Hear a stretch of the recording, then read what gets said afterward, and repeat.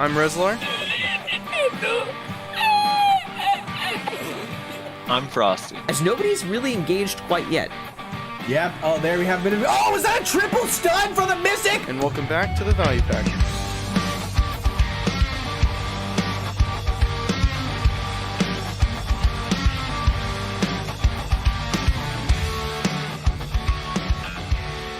And welcome everybody to another episode of the Value Pack. That's right, this isn't a scuffed intro because I'm back.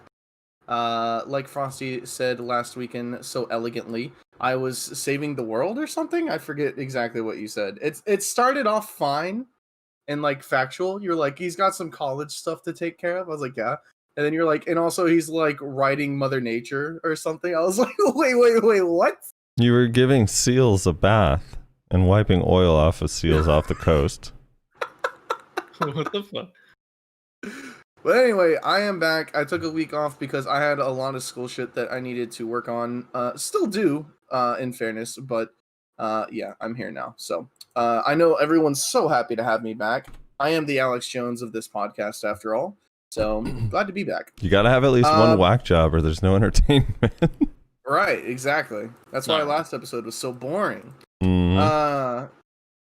Before we get started, though, I want to thank our lovely patrons over on Patreon, those of us that are supporting us. Calahad, Badriana, Hawaiian, Auscultation, Minaria, Jeremy Johnson, Lord Carrot, Mayo Knight, Talus Acceptum, Infrax, and Vala, Karen Jaskar, and I Has Issues. Thank you guys so much for your support. We really, really appreciate it. And everybody else who also supports us over on Patreon in the other level tiers. Thank you guys so much for your support. Really appreciate it. Now, shit went down this week. Shit went down. Frosty, did you like to talk about what shit went down? Even though I'm sure everyone knows about it because it's all anyone's talking about. All right, so there was a tier 1 node war on Monday. Just kidding. Yeah. Wouldn't that be cool if that's what we led the show with? A tier 1 node war. One tier 1 And node by the war. way, there was a tier 1 medium that was fucking crazy. Okay, so we got some nutty New Balance changes that people are they're kind of torn on. Some people are excited, some people are pissed, but here's the gist. So I was thinking, should we just go through kind of what all of them are, or just talk about it as a whole, or how do you guys want to do this? I maybe we go through the classes and just briefly talk about what it seems like people are talking about they're going to take on their classes, you know? All right, so here's the overall gist. Yeah. There's a new system at the bottom of the awakening skill tree. There are 6 options. It's your 6 main awakening abilities that on the old tree that you used to see, you know, those 6 abilities that now are not there. So it's basically no flows or anything. At least as far as I can tell. Maybe I'm wrong on that, but it looks like it's just the 6 main abilities. You get to choose one of them, and that skill will either have a protection added to it or a CC added to it, depending on what it already has. So here's their description of it. Bond skill has been added to Awakening. It is a skill that strengthens the existing skill even more like non-awakening Jin skill, but it has a different method and role to acquire. First of all, you can choose and acquire only one of all these skills, and the skill acquired will only gain crowd control effects or defensive effects, forward guard, super armor, without additional damage or increase in hits. With the addition of this skill and the PvP damage increase of certain awakening skills applied through this patch, it is expected that the performance gap between Succession and Awakening that many adventurers have sent opinions about will be resolved to some extent. In addition, and then we'll get to the rest of that because there's other stuff. But so for example, Warrior. We'll start with Warrior first. There's 6 bond skills are Solar Flare, Merciless, Grave Digging, Balanced Strike, Frenzied Strikes, and Pulverize. So I think for this one, Rez, the one people would be choosing, or the 2 would be Solar Flare and Grave Digging. If I have that right? Yeah, that's what I'm thinking. I mean, I know we had Shiro on not too long ago, and he's talking about how he wanted super armor on Solar Flare, so I think that's probably gonna be the main one. But the CC on Grave Digging is also pretty tempting, I think, for a lot of warriors, honestly. Oh, I actually have to do a formal apology to to Shapiro about that because I said it was crazy that they would never put SA on Solar Flare, but here I am standing corrected. Fucking unbelievable, PA. What the fuck? I love that his name is now Shapiro. Yep, that's how I always refer to him. Sphero Shapiro, dude. He's Shapiro Shapiro, now. Shapiro. Like Ben Shapiro on the Daily Wire. Yeah. So basically, what it is like when you choose the bond skill for Solar Flare has a stiffness on it. With the bond version, it'll have stiffness and super armor. Or if you choose Grave Digging, you will have a bound on successful smash attack, which I believe is the last hit of Grave Digging, right? Little downward strike. Yes. Yeah. That is correct. my understanding of it as well. Yeah, so those two are, I don't know, like the Solar Flare one, again, kind of like Sphero said, it's so fast. Like, obviously you do get caught out of it sometimes, but I almost feel like the Grave Digging one is kind of nutty. At least for large scale, I don't know.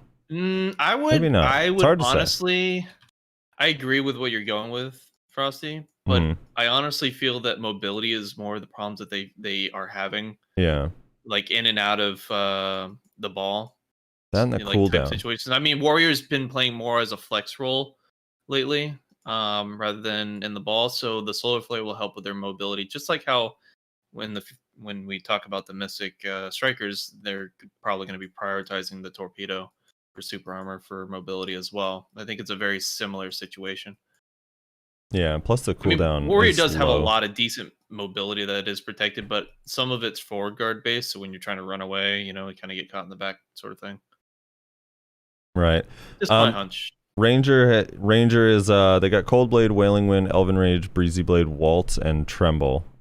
They will likely be going for Waltz, but Breezy Blade maybe. The thing is with Breezy Blade, it's really cool because it's a 4-second cooldown super armor skill that moves you forward with stiffness, but it was brought to my attention. I asked Anfield about it, and he was saying that Waltz is kind of more important just because having another, again, protection on an ability that moves you forward is more helpful, even though the knockback on Waltz is kind of shitty. So Mina told me he really likes the Waltz one, and that's what he would probably take. He's back on Ranger, by the way. He rolled off of Witch, back on Ranger. Yeah, he always goes to the busted classes. Sorceress. Dude, Awakening Ranger's looking pretty cool, though, lately. Obviously, it's not Wiz Witch, but I don't know. They've got some cool stuff going on. I mean, the bond skill will definitely help a little bit, for sure. Yeah. Sork got Dead Hunt, Grim Reaper's Judgment, Karshan's Nightmare, Violation, Turnback Slash, and Blade of Darkness. And this one, like the most obvious one, is Grim Reaper's Judgment, having super armor the whole way through. But I think Sork actually has 3 valid choices here because Grim Reaper's Judgment got sped up. So yeah, I was gonna say, like, I don't even think Grim Reapers is even necessary anymore after they fucking speed it up. Like, insanely. That's kind of my thing. Is like they sped it up so much that the window for you getting CC'd is a lot shorter.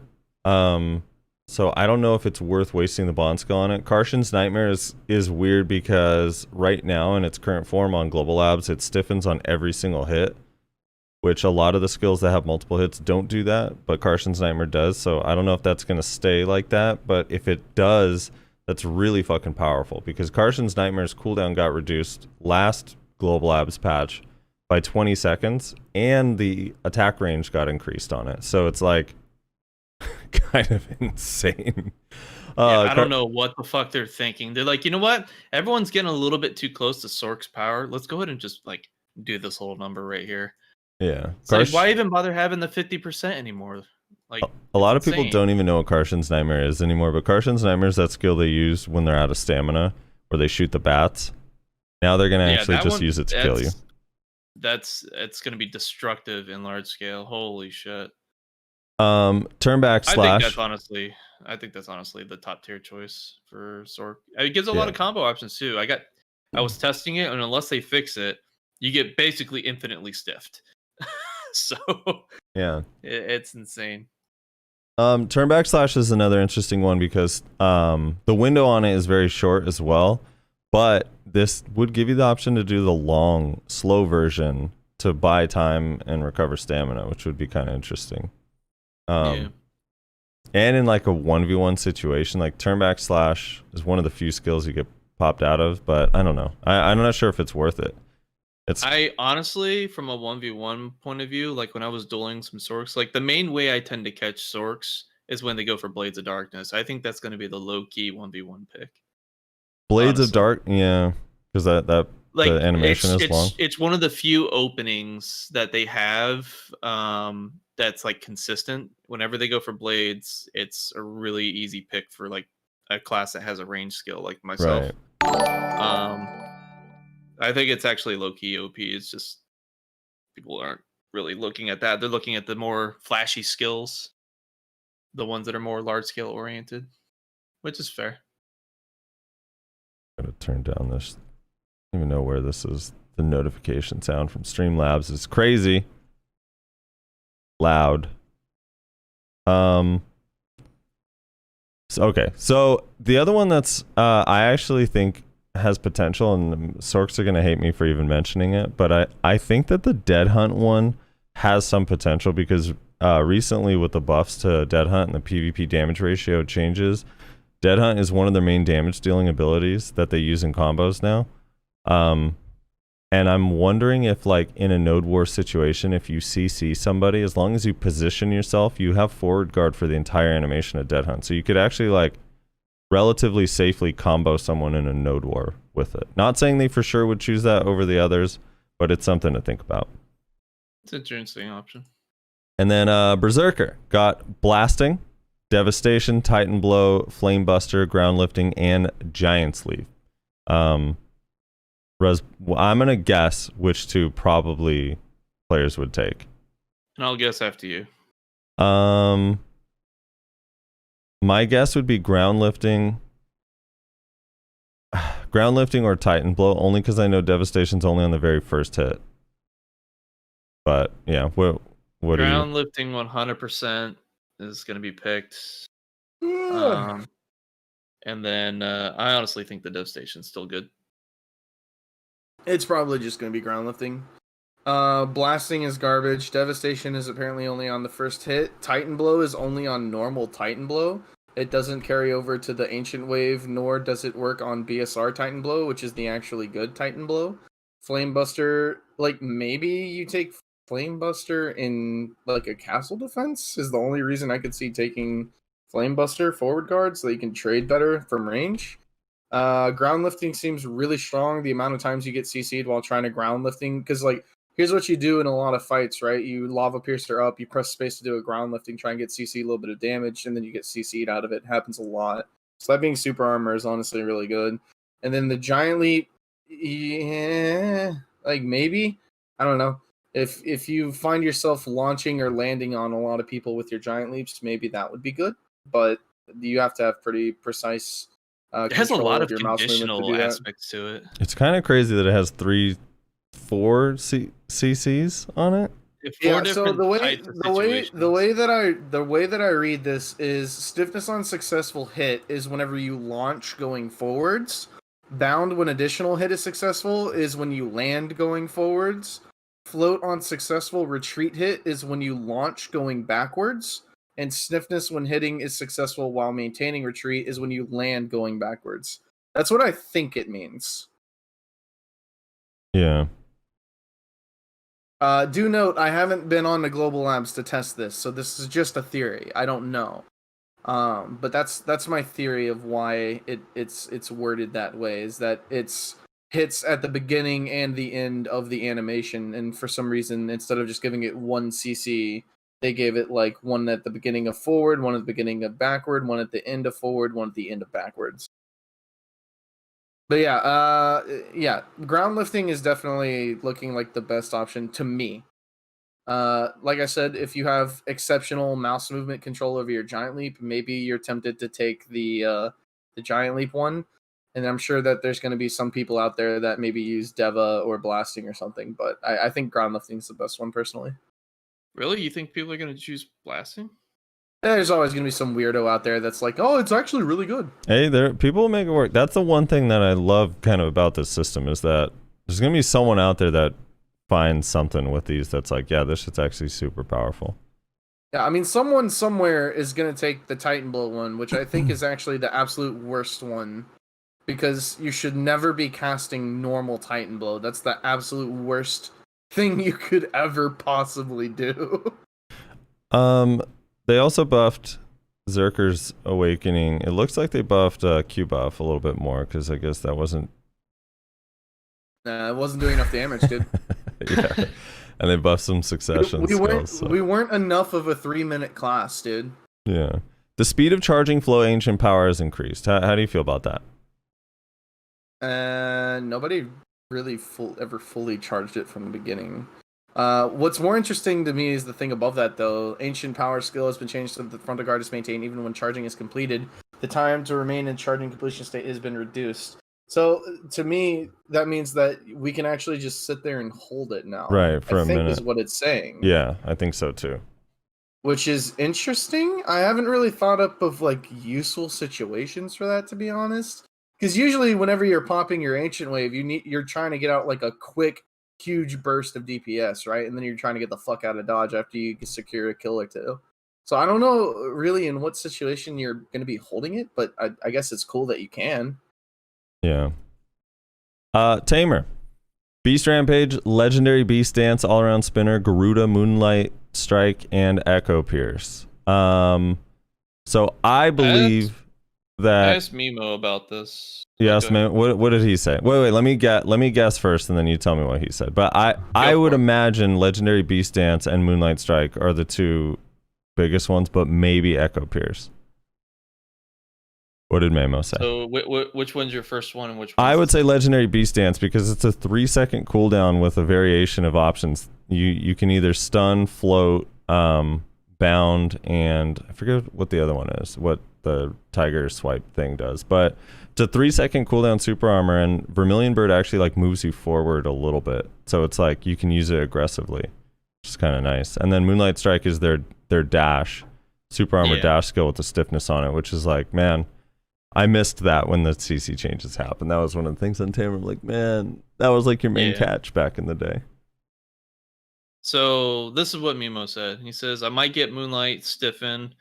It gives Tamer a CC engage, which is very strong. The next best one would be Rampage Frontal Guard for 1vx, because this is our highest damaging skill, and with this, you can kill people safely.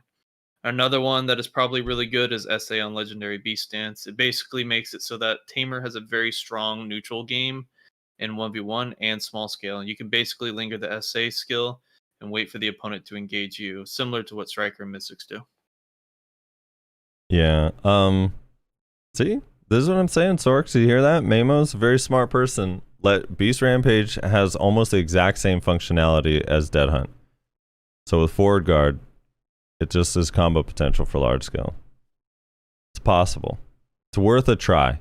The others I think are kind of... Echo Pierce is interesting, but the cooldown's too long. Like, I feel like one of the big factors in a lot of the choices on these is like the cooldown length, right? Like, I would rather have a protected CC on a shorter cooldown, even if the other one is better, if I can use it multiple times.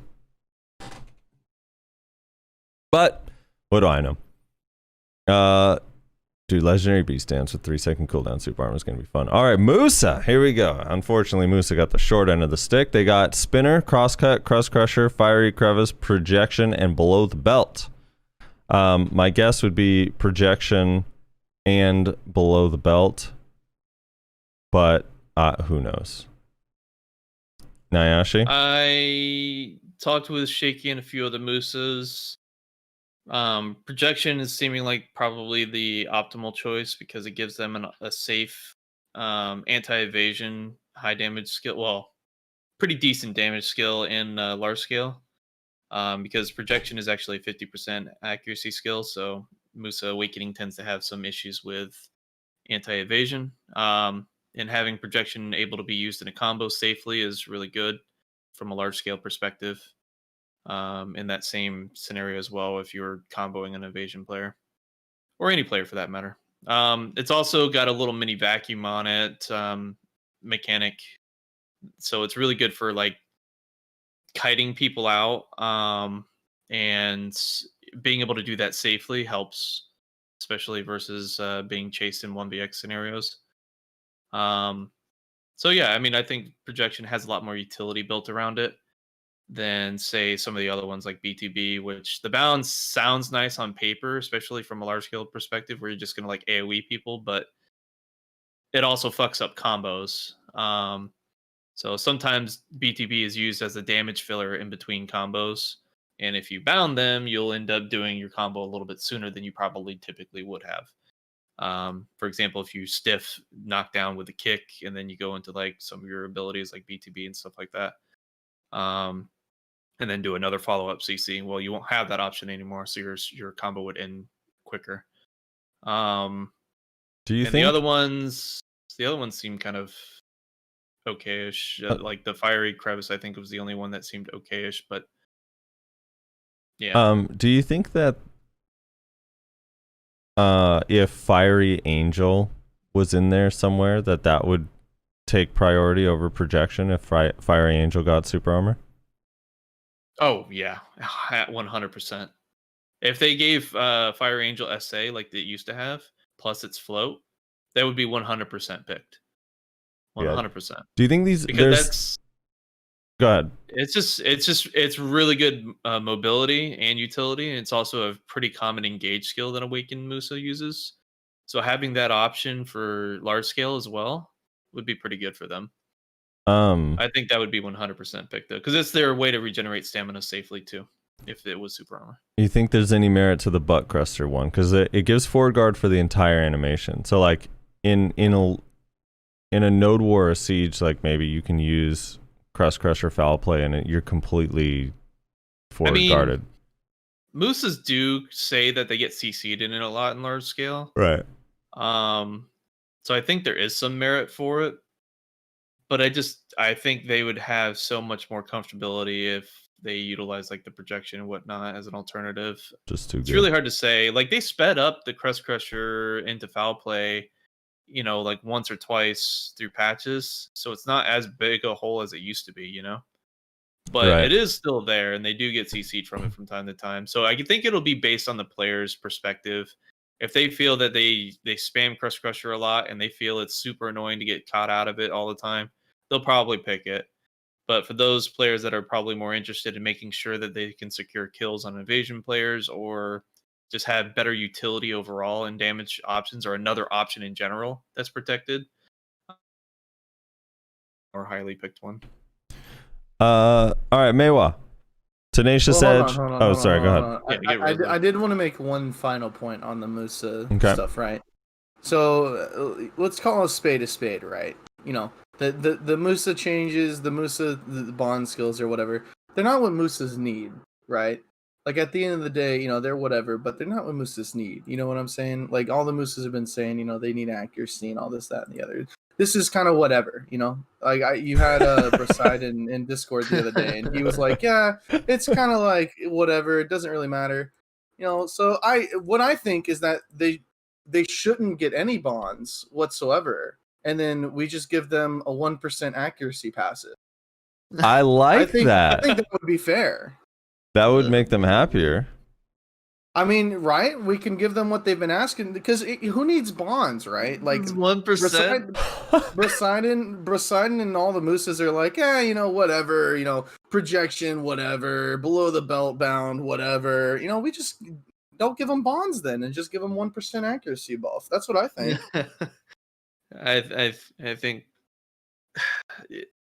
you're talking to too many Musas that are just not willing to see where the benefits are. Yeah, it's hard when you have 4 or 5 patches in a row where they get changes and it's still just always the reaction is just like nope. I mean, nope. Think about it, like they added more super armors to Musa Awakening, so now with projection added in, you're basically fully protected at this point. You're always like the node war argument is no longer there, right? Like now you have node war combos and damage trading that's like very reliable. And protected I think the only thing they're really vulnerable in nowadays is doing their normal auto attack, stub arrow, quick shot, and simply just walking. Ooh, what if they gave them super armor on their stub arrow instead of Maywa? No, that would be No, give super him no, fucking OP. no. Frosty. Give him super armor on grapple arrow. Ooh. Hey, I want that. Cookie, I want that. You're the one guy I'll that take that. appreciates grapple arrow, dude. Dude, people don't even fucking know how good that skill is. Yeah. I mean, it's a ranged grab. So, No, Maywa. it's not a range grab. You Maywa. Bond setting Tenacious up Edge. misinformation. Bond Tenacious Edge. Bond Sticky Snowflake. Bond Moonrise. Petal Drill. Frost Pillars. Petal Bloom. My guess, and Rez, we need your guess too before Nayashi says, is Moonrise or Tenacious Edge are the two best. What do you say, Rez? Oh my god. I don't know anything about Maywa, so I'm gonna go. An ice skill. Pick an ice skill. Okay, Sticky all Snowflake and Frost Pillars. All right, my actual guess would be Petal Bloom and maybe Petal Drill. Sticky Snowflake would be really cool if the cooldown wasn't fucking huge. Yeah. So you agree the cooldown is pretty long. Yeah, the cooldown's long. I mean, it's spammable, so it's fine. But like with the super armor on it, the cooldown it's just not that good with super armor, you know? Yeah. But what say you, Maywa? So Petal Bloom will probably be the top tier choice simply because of large scale 1vx, and it has some decent 1v1 potential in it. So it applies to all three brackets pretty well. It obviously is much better in a large scale scenario, and it couples pretty well with the E buff too, because the E buff will basically remove the need for the charge for the full damage on Petal Bloom, so you can do a full Petal Bloom damage immediately, and it's gonna have a knockdown attached to it as well, so that's really good. And then the other option is Petal Drill, which has 1v1 outplay potential and has some versatility in 1vx, and even could be decent in large scale, but not to the level that Petal Bloom in large scale would be. But the bound is not the most ideal CC, but it's not bad either. But it, like I said, it has some 1v1 outplay potential with picking the Petal Drill one, because you can use mouse movement with Petal Drill to maneuver around their frontal guards if it's a class that doesn't have an SA on their block, like the typical shield classes, Valkyrie, Guardian, Warrior. So all the other classes that do an S block or just a Q block, you can maneuver around that and CC them with Petal Drill, which is pretty nifty. It's what the old school drill could do. It wasn't a bounds with the old school drill. It was a stun, but it's a pretty good alternative. If they're not going to give us the stun back, I think it's fine. So yeah, I mean, it's up to each his own. I think Petal Bloom is probably going to be the primary choice. And Petal Bloom strictly in 1v1, you still think it's the best?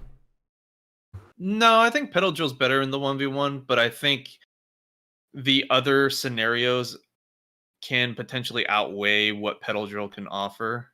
Yeah. So Petal Bloom can, in the other situations, can outweigh what Petal Drill can offer. But it's a playstyle thing. Like, some people will probably perform better with Petal Drill as a bounds than they would with Petal Bloom. Because Petal Bloom, it can have kind of a decently long animation. It is super armor, but with the animation, you could get nuked during it. Petal Drill, you could potentially too, but it's a little bit quicker. And you can activate the engagement speed of it much faster using Chase, which was a change they did a few months back. So it really depends. But I mean, I'm going to play around with both of them. I'll probably try out Awakening again, since it's been a while since I actually mained Awakening. Probably do it for like a few weeks just to see if I can get used to it and see if it's how it is, how viable it is. But I still suspect that it'll be Petal Bloom overall. So there were some damage changes to Moonrise, Petal Drill, Frost Pillars, Petal Bloom. The amount of damage that Moonrise does while on cooldown is no longer reduced, or does not change, rather. Sorry. No, it is reduced when on cooldown, but it's whatever. Yeah. It hasn't changed when it's used on cooldown. And then they increased the damage at tip of the Iceberg and Cloud Stab, and a lot of people are saying this kind of puts Meiwa close to Suck Wizard.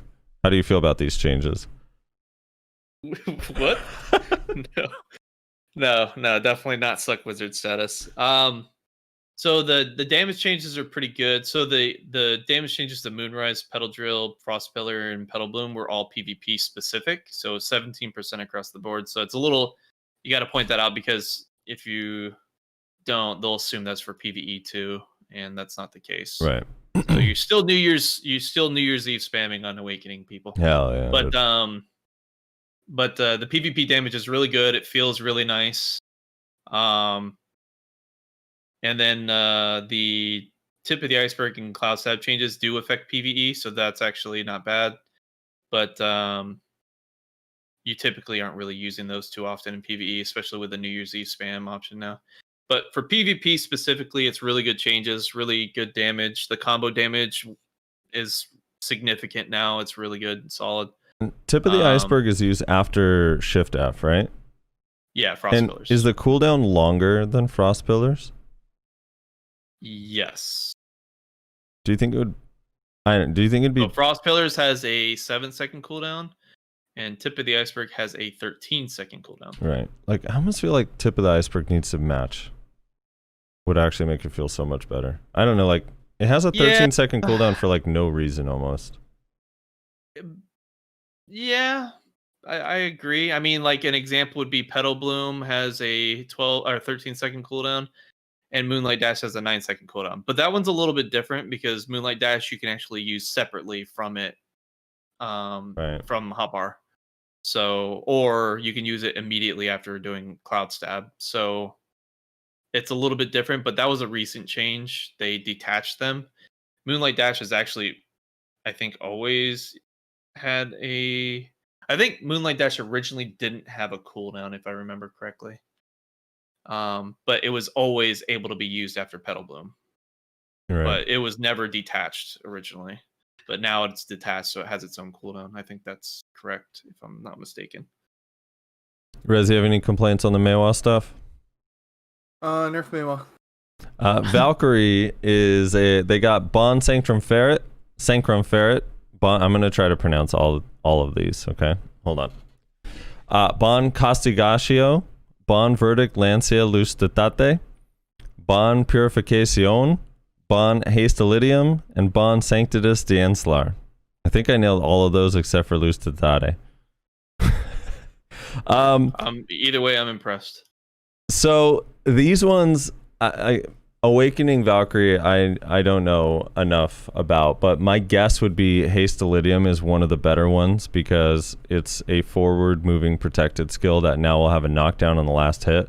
So they kind of, it's one of the things that a lot of Valkyries that I've spoken to complain about Awakening is that they don't have, basically they don't have protected CCs. They don't have like really good catches in Awakening that are like relatively safe. I mean, they have the range stuff and the vacuum and the celestial spear, but they don't have like, they don't have their solar flare, you know? They're missing their solar flare. And now this is a slow version of solar flare with a knockdown on it. A really, really slow version of solar flare. No, but I think this is kind of good, and Hastilidium has a pretty low cooldown. I don't know the others. I feel like the butt stab is not really worth, unless like maybe for Node War combo. The teleport CC is okay, except I don't know, it's a bound, and you're generally using spear right before it, so I don't know if that's good. Purification, maybe. I don't know. I'd need a teleport CC bound is actually low key good in large scale scenarios, and even in 1v1s if they're not paying attention. True. I don't know. Well, my opinion. In 1v1 they are paying attention, hopefully, or you need a new practice partner. But large scale, you're not wrong. That could work. Yeah. I just wonder about the CC limit when you're using spear and vacuum with it, you know? Well, vacuum doesn't care about what your CC limit is. Well, but isn't the end of it, or maybe I'm misremembering, but isn't the very end of the vacuum skill a knockdown? Yeah, but the vacuum keeps them in place. Well, I know, You but know, I'm saying like you throw the vacuum, then they get knocked down, then you teleport and bound them. Now the CC limit's up, so they're going to get up a lot quicker. Is my Well, point. I mean, if they get knocked down, a Valkyrie has plenty of damage output to kill you during that knockdown alone. Well, right, but the CC's reset by bound, no? I mean, I'm just talking in a group fight, like in a node war. Yeah, I don't know. I know what you're getting at. I'm not too sure. Now you could teleport in and use haste Elydium. Get a second knockdown. True. I don't know. But I apologize, Valkyries, for botching that whole segment. Kunoichi. I apologize very much. Kunoichi, Sosprey, Sonin, Half Moon Slash, Lethal Spin Spree, Lunar Dash, Delighted Blast, Wheel of Wrath. The Spin Spree one I think is bad because it's only on the very first hit. Basically, if you do the entire animation, they're out of the stiffness by the end of it. Half Moon Slash is kind of interesting, although I don't personally like it, but some Kunos are into it. But for me, I think Wheel Wrath, Delighted Blast, and Lunar Dash are all interesting ones. Lunar Dash gives us a protected engage in Awakening. Delighted Blast is just... The only reason I don't really love it on Delighted Blast because it doesn't have the old linger that used to be there in the old days, and you kind of use that... You try to use it in a safe manner anyway. You're not necessarily using it like in an unsafe situation. Wheel Wrath, though, is actually kind of nice because it's protected damage with a float, and it actually hits like quite hard, and the cooldown's relatively low. So I don't know. So for me, it's between Lunar Dash or Wheel Wrath. I am a little bit tilted though that Lunar Dash doesn't just have protection on it to begin with, but whatever is what it is. And then they buffed some of the PvP skills. Flow Shock and Rise, Flow Indignation, Flow Wrath, all got 20% damage buffs. Those are all flow abilities that actually, I think the damage buffs will be nice considering in the patch before it, they sped up those skills, the animation of those skills, and then Wheel Wrath and Half Moon Slash both also got 7% damage increases in PvP. So I think their damage is going to be a lot nicer now. Closer to Suck. Maybe not quite Suck, but definitely closer. And with the protected engage, it's going to feel a lot less shitty playing Awaken Kuno versus Suck. A lot of people ask me if, because I feel like a lot more people are interested in Awakening Kuno just because of the disc and it just looks cooler than Suck. And people are like, oh, I really want to play Awaken Kuno. But I just feel like Succession is better in every way unless you have a very specific build where you can like spin bomb people with like really, really high AP. So now maybe that's not necessarily the case. Now you have a little bit better chance. So Ninja, or do you guys have any things about the Kunoichi thing? Are you guys worried? You worried about these changes? Worried? I wouldn't say worried. Now, if Spin had the CC on every hit like Carson's Nightmare, that would be some crazy shit. Oh god, that would be disgusting. That would you wouldn't be able to get out of it. It'd literally be the Wheel of Death. It'd be the Wheel of Death. Yeah. My only thing would be what's the one? Didn't they give Super Armor on the list? To the one where you throw the blade on the ground? Delighted Blast, where you throw the disc out. Super Armor while using skill. That one feels kind of strong to me, but I'm a melee class, so maybe not to everybody. Although the Moonlight, right? The Moonlight one is the one that is the dash, and it gains Super Armor. Lunar Dash. Yeah, Lunar Dash. I'm sorry. I think that one's pretty strong too. It's hard to say. Yeah, that one's kind of nice because it was forward guard, stiffen on a movement skill. I'm sorry. Yeah. Yes. We'll see. I'll have to mess around with them. I don't know. Lunar Dash just seems so obvious because such a low cooldown. Having protection on that engage is going to be really nice. Yeah. Ninja. Corrupted Sword Dance, Sudden Decapitation, Bloodthirst Katana Shower, Murderous Intent, Serpent Ascension, and Drastic Measure. For this one, I think it's between three of them. Bloodthirst Katana Shower, Murderous Intent, and Serpent Ascension. The thing is, Katana Shower Float is really nice. It's on the initial hit. So that's kind of cool. It's only an 8-second cooldown, I believe. Serpent Ascension having strong. forward guard is kind of interesting because it makes it another damage trade ability with a chance to CC.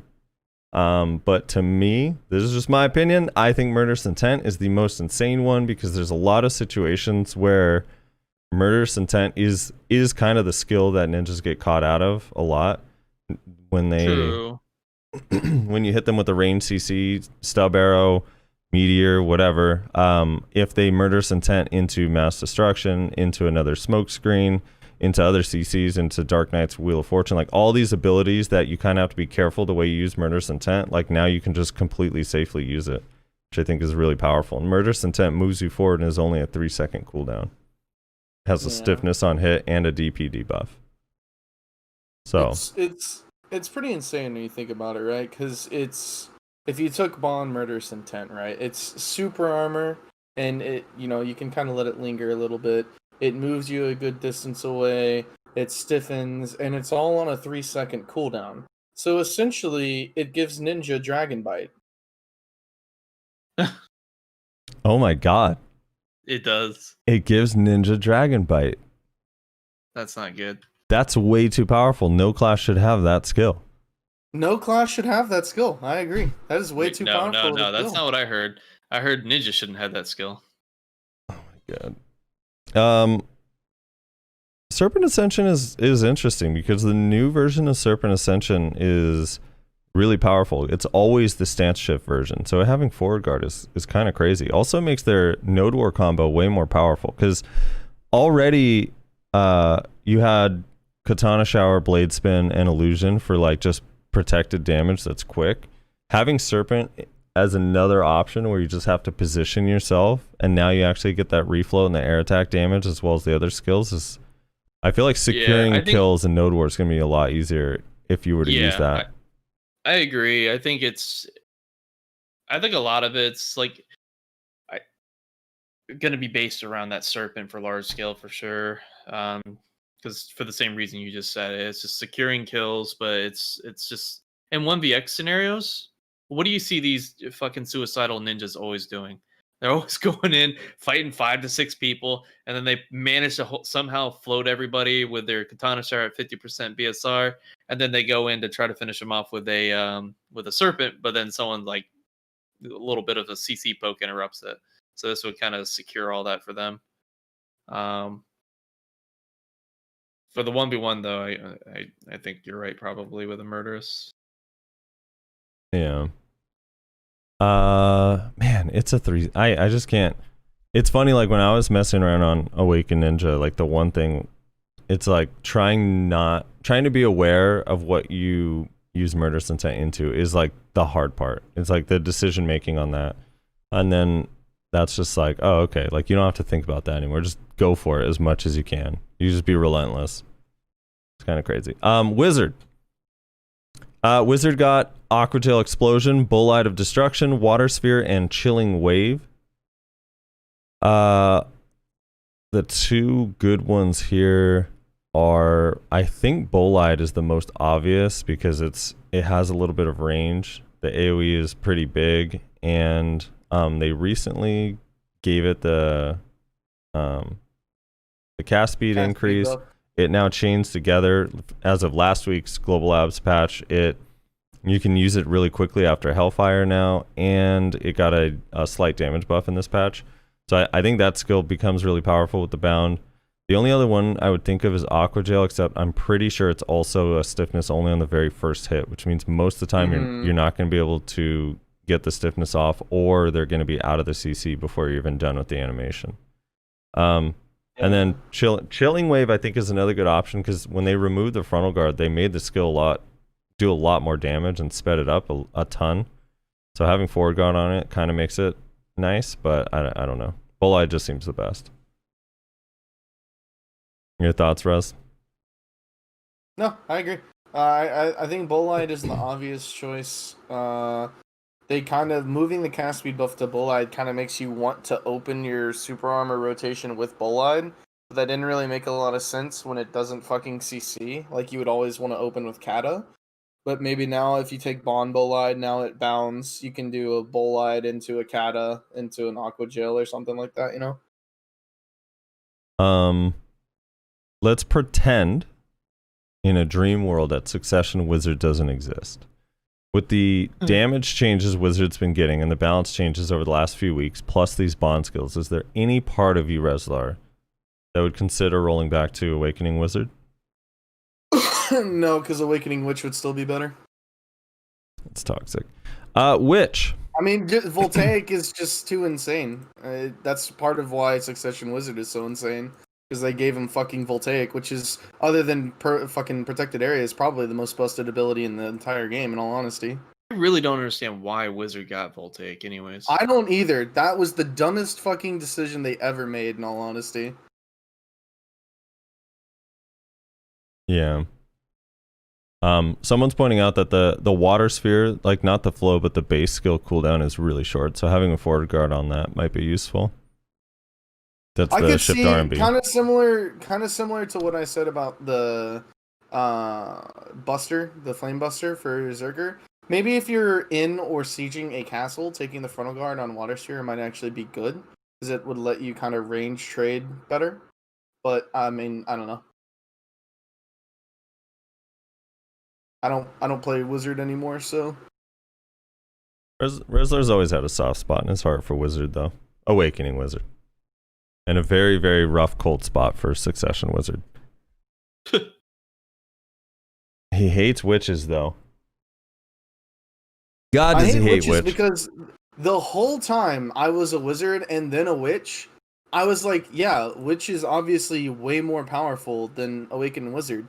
And then all the witches that have never played Wizard, by the way, like I did, I spent time on Wizard and then went to Witch and said, yeah, Witch is obviously more powerful. They would go, oh, no, it's not. It's actually not. Wizard better because grab. It's so infuriating. No, it doesn't matter. Wizard's OP. Witch Awakening. They got Equilibrium Break, Fissure Wave, Detonative Flow, and Thunderstorm. So Equilibrium Break is going to be a stiffness before hitting and bound when hitting is successful. Fissure Wave is a forward guard while using skill, and Detonative Flow, forward guard while using skill, and Thunderstorm is going to be a stun on successful hit. So, Which has multiple good options, though, don't they? Here, or am I crazy? No, not really. If you like, it looks like it at first, but actually, kind of not really. In my opinion, the only two decent ones is Equilibrium and Detonative, because Mina pointed out to me, I didn't even realize this, but the forward guard on Fissure Wave, it looks good at first, but then you realize that they made the flow auto cast on Fissure Wave, and the bond skills do not apply to flows off of those skills. So that means that if you use Fissure Wave, you're going to be forward guarded during the Fissure Wave, but during the snap where you bring all the rocks together, that's still unprotected. So, I mean, you can still take it and you're going to be more protected than if you didn't take it, obviously, but I think you're better off taking Equilibrium if you're wanting some protected CC, in all honesty, because then you get a fully protected CC instead of a half protected and then half CC. You see what I'm saying? Yeah. And then Thunderstorm, it's funny because I remember Poseidon saying that he wouldn't take the below the belt bound because the 50% does it. And we were like, yeah, but you don't have to use the 50% and then you can use the 100% projection, right? Because the 100% projection is actually like, it does quite a bit of damage now. The same logic applies to Witch, except for Witch actually doesn't have any BSRs worth using other than Thunderstorm. So Witch has 50% Thunderstorm, 50% BSR Thunderstorm, which applies a stun to it. But like, the only other thing you could do is consume it, which if you want to consume it, go ahead. Like Val was talking about, he's going to consume it. He's thinking about taking Bond Thunderstorm so he can consume his rage. But you don't. The 10% is bad, the 25% is bad, and the 100% is bad. So really, 50% is all witches have, in all honesty. Yeah. So I really feel like the only options here that are actually good, if you kind of like think about it, is Equilibrium Break and Detonative Flow. I think Equilibrium Break could actually be pretty damn good in large scale, honestly. Is that the one where the dude jumps up and slams the ground? Yes. Okay. The problem is that one has such a short range that like It's about the same range as we'll take. Yeah, but only with forward, right? Thunderstorm. Yeah, it's a little bit behind you, but not really. It's kind of like, instead of the circle being with you in the middle, it's like a circle with you at the back, basically. If you know what I'm talking about. Right, and that skill's forward guard, right? Correct, yes. Yeah. I don't know, detonated So, yeah, flow with also Fisher- seems insane, because that's one of the few skills they get caught out of. Yeah, well, detonative flow could also be really good, especially if you are good at, like, or sorry, if you're not good at timing it properly. Like, that's a really free, like, I kind of am, like, new to Witch, I'm new to, like, PvPing on Witch, and I you know, I want that range protected CC. You know what I'm saying? Yeah. Fisher Wave's a knockback, isn't it? I think so, but it's a knockback on the, like, ground sweeping part, and then I think the flow is a stun? It's a stun what? or a stiff, I think? I can't remember. The Yeah, I don't Fisher know. Wave one will be interesting because I feel like there are going to be witches who take it and can probably use it pretty well.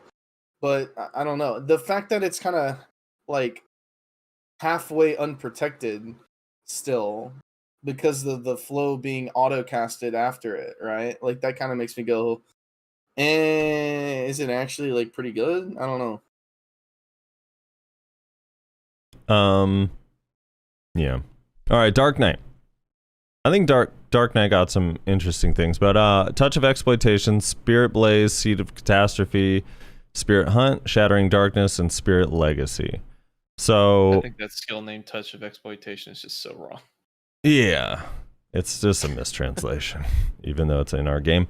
I think that the two interesting ones, at least to me, are Seed and Shattering, but I do think that there's a case to be made for both Spirit Hunt and Spirit Legacy, depending on how you play and stuff. But Seed is a ranged CC that now has a float on it as of recently, so that having super armor is pretty nutty. Yeah, I have to agree. A super armor ranged float. They also buffed the damage of all of, like, almost all their awakening abilities by either 20 or between 10 and 20%. So that kind of helps. But yeah, I think the Seed one is kind of interesting. Shattering is nice. I don't know if, like, I don't know how easy it is to capitalize on a stiffness from Shattering. Maybe I'm just lack of experience, but I feel like it'd be kind of hard. Spirit Hunt to me seems like kind of interesting for 1v1s just because the cooldown's so short, but it's not that fast of an ability, so it doesn't seem that hard to avoid. So, How I fast don't can know. you do Seed after Shattering? Really Seed is the fast, range- actually. range Yeah, blows, right? yeah, you're not wrong. You could Seed after, but the problem is now you only have one CC left, and whatever damage, I don't know how much damage Seed does on the float. Maybe it's enough to make that worth it. I don't know. I'd have to see when this comes. I'll have someone test. I was just trying to think of how they would potentially do it. That's all. I have a friend who rolls to Awakening Dark Knight every time they get updated, and he stays on it for like a week because he likes it better than Succession, but Succession is just more powerful. So I think this patch, because they just sped a bunch of skills up in the last few patches, so I think this patch giving it a lot more damage plus the bond skills will be kind of nice for them. Yeah. So we'll see. I don't know. It's kind of they're getting there. They're getting there. They got some cancels they still need. That is the main problem that Succession has, but you know they'll never get it apparently. Lunaria says only issue with Shattering is PvE. It can fuck up pulls. Yeah, that is one of the annoying things when you use a ranged pull that has a stiffness, is the mobs just stand there. It's annoying. Like at Star's End, for example, if I use a ranged CC on a bunch of, only the big dude starts walking towards me, which is kind of annoying. Let's see. Striker.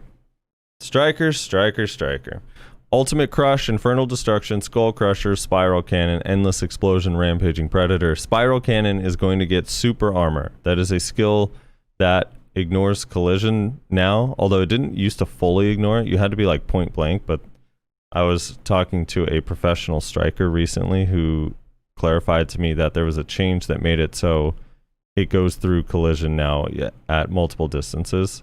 So that is going to be a super armor knockdown with no collision on a relatively low cooldown.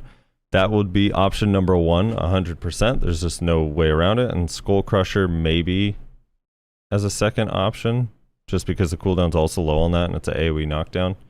But yeah, I think most people in basically every case would probably take Spiral.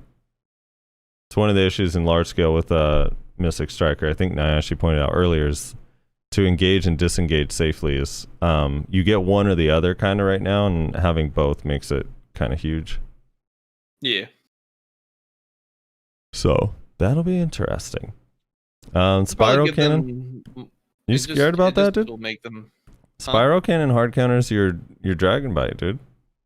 All of your frontal guard skills. Yeah. On a class that you guys already don't do that well against, do you? How do you guys do against strikers? We do fine. What do you mean? I don't know. I thought that was one of the hard Striker's ones. Striker's not a hard counter to us at all. What about They Mystic? also buff Skull Crusher's damage by 7%, by the way. Oh yeah, and they buffed Skull Crusher's damage by 7%.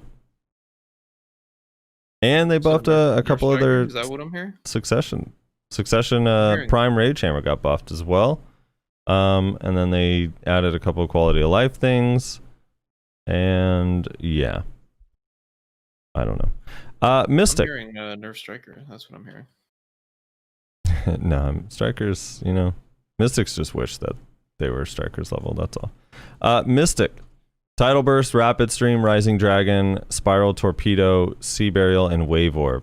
So this one, I think Spiral Torpedo is the most obvious one, and 90% of Mystics will take that one because it's a 5-second cooldown, ignore collision, knockdown that moves you with super armor. So that's going to be fat and sounds fun and legit, like makes me want to play that class again. The only thing is their damage is still not good in Awakening, and it did not get changed in this patch for some reason. Somehow Striker damage got changed, even though Striker damage actually is really good now. That's what I was going to point out. Buff Skull Crusher, but not the clone Mystic. damage specifically is good. That whole class's damage is good.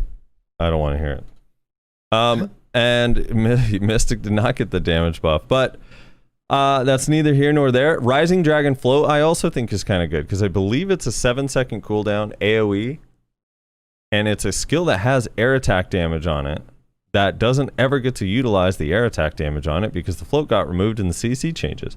So now that skill actually will hit kind of hard when you CC somebody with it. Probably, yeah. Which is kind of cool. Yeah, especially if you have 3 stacks and it uses a little dragon and do a little boosted damage. Should be kind of nice. I'm actually really curious how that would feel. Especially as like if it's not what you catch someone with, if you catch someone with something else like a grab and you start up your combo and you use it as a refloat, might be kind of interesting too, just for damage. Actually kind of curious how that damage would be. But most people will probably take Spiral Torpedo because I don't know, man. That shit's kind of crazy. Lon, I don't know, Sea Burial is too, like, if it wasn't a bound, I just don't like bound, but Sea Burial also jumps you forward, has a pretty big AoE, and is super armor, and it's going to also have a bound on it. That also could be quite good. Wave Orb being forward guard is fucking bullshit. That's so dumb, dude. The old version was super armor on the end. Why is it forward guard in this version? Oh my god. Alright, Lon. Sorry. I got a little heated there. Earthly Pain, Taunting Death, Fur, Flailing Blades, Deadly Dance, and Tailspin. So this one is super hard too because it feels like you either get additional protected damage or forward guard on Deadly Dance, which is their spin skill. But the forward guard being on that is very weird to me because it moves you so far forward that you could still get CC'd out of it quite easily. It's kind of like forward guard on Violation, you know? I don't know. This one, I need Alon to tell me what they like best as far as this one because I'm not too sure. I want to like Taunting Death because they keep buffing it. Every single patch, Taunting Death gets buffed.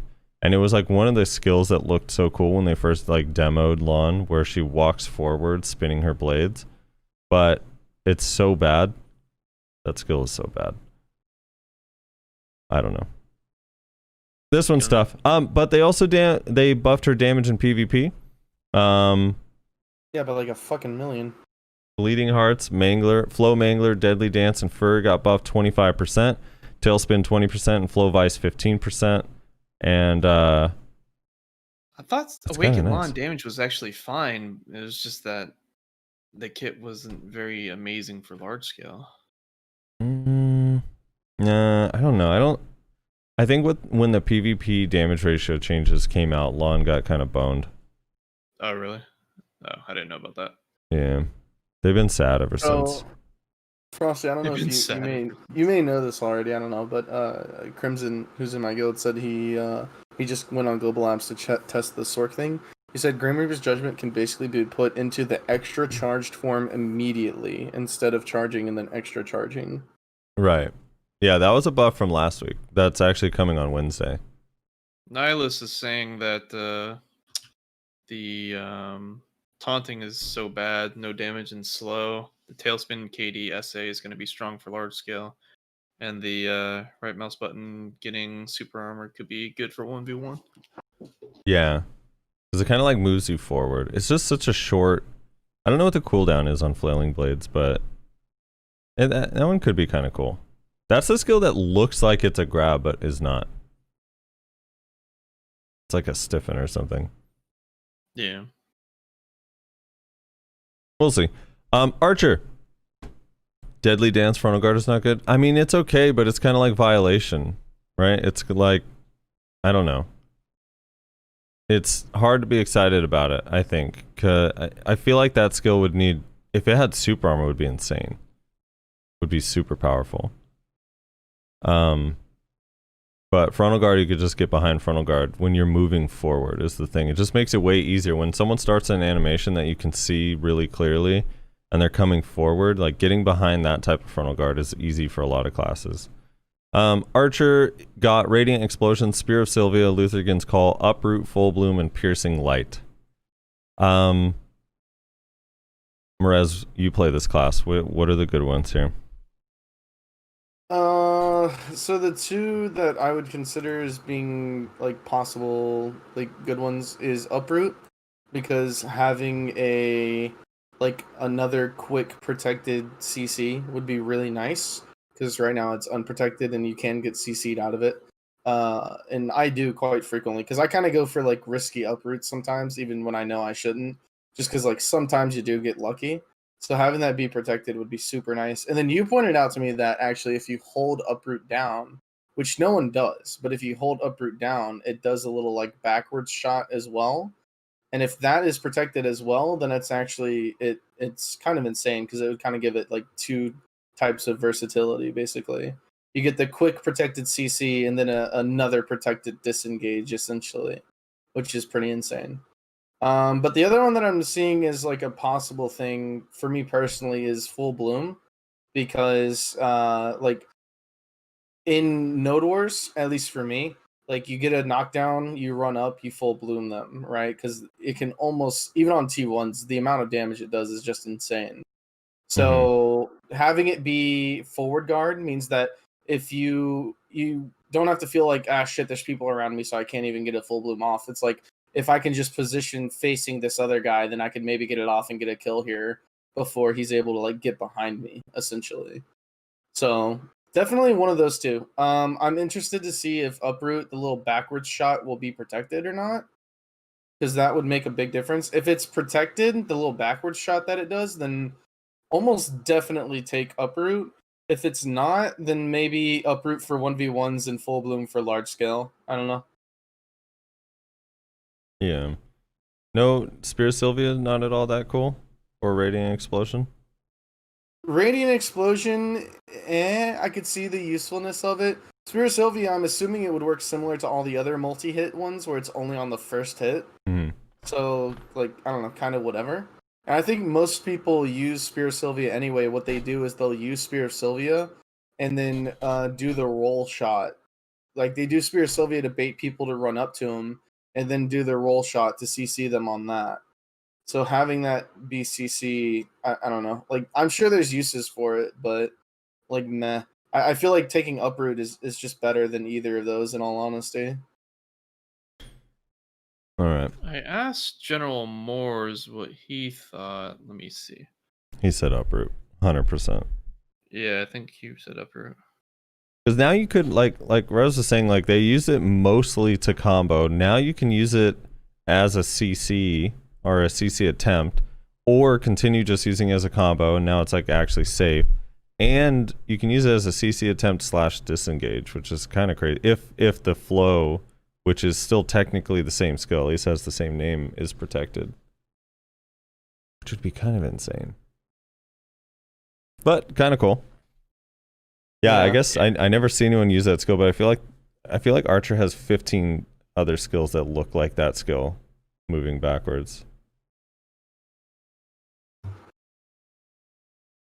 Shy did not get anything. LOL. They got a couple of skill description changes. Guardian's bond skills. Here we go. Glorious Advance, Scornful Slash, Cleansing Flame, Searing Fang, Dragon's Maw, and God Incinerator. Now, I know everyone initially when reading this is like, God Incinerator, God Abound, what? That's insane. Not as insane as Cleansing Flame getting a float. Cleansing Flame 100% is going to be the skill that you would choose. I don't know why you would ever choose anything other than Cleansing Flame. Cleansing Flame, for those that do not know, are the 2-hit Shift F skill that has a ton of range. It's a 7-second cooldown. With Super Armor, we'll have Float. It does a ton of damage and slow debuffs you. And DP debuffs you, if I'm not mistaken.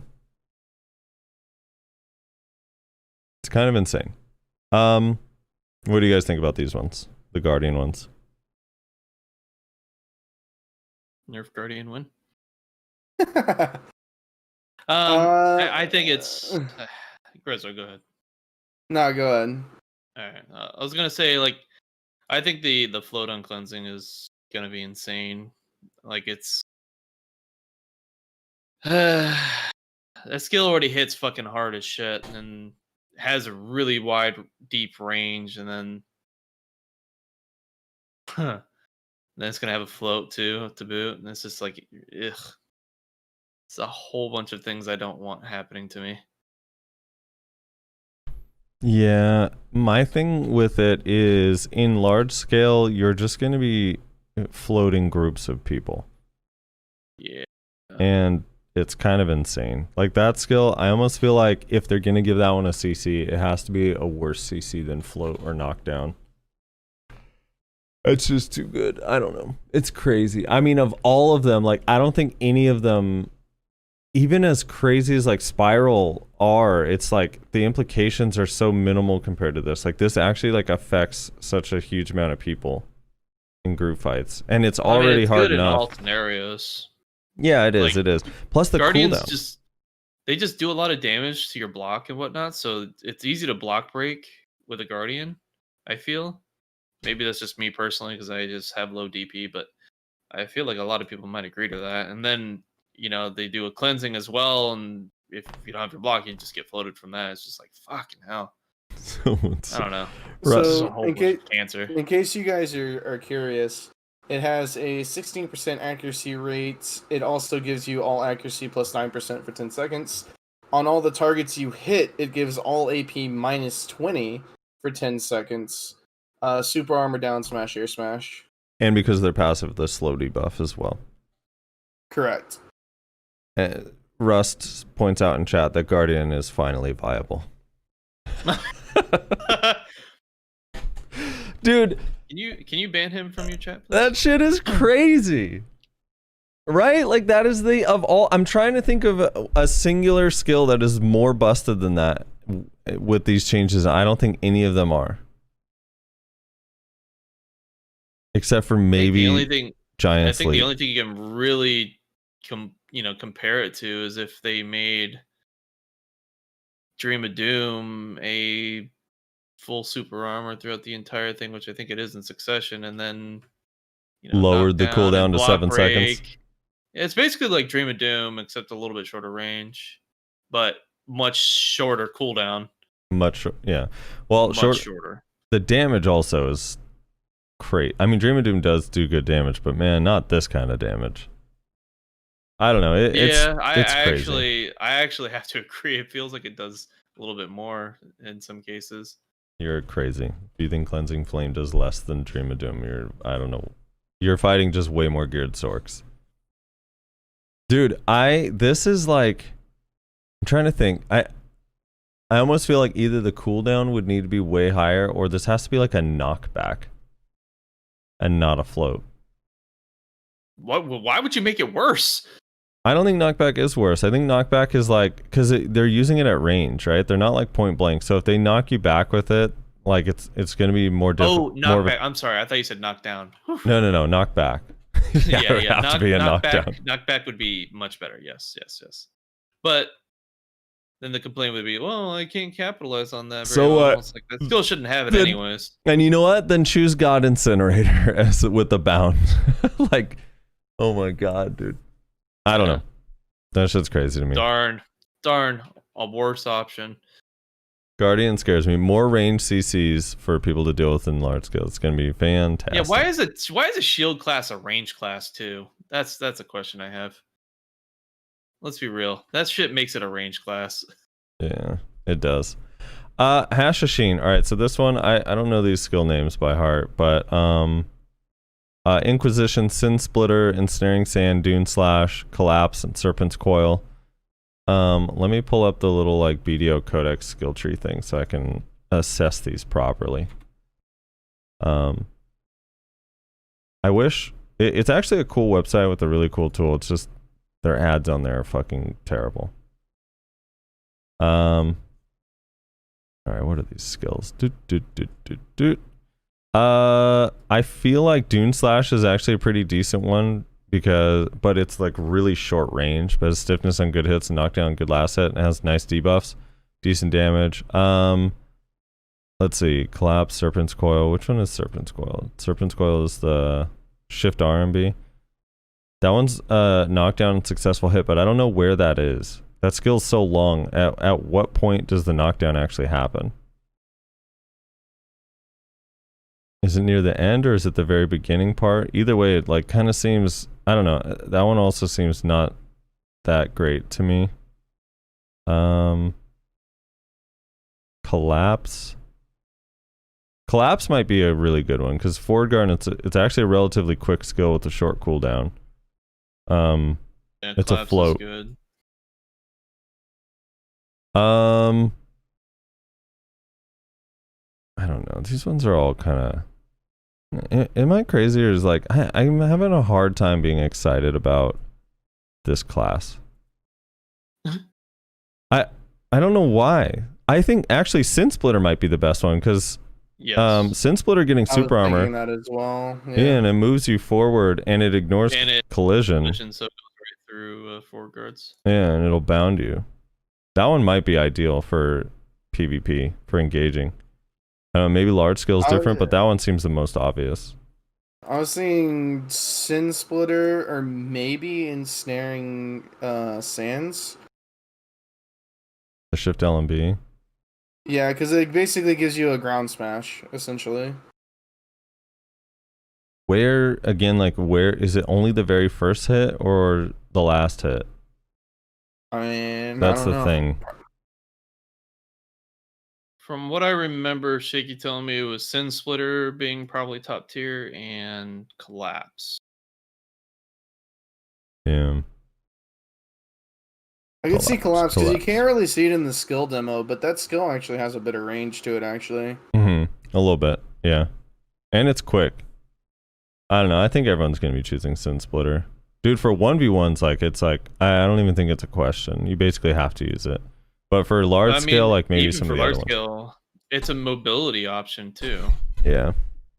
So having more protected mobility, which I was doing some hash machines. Like one of the main ways it's to catch them is in their mobility, and then also when they think they're going to be able to block jump you and they fail horribly.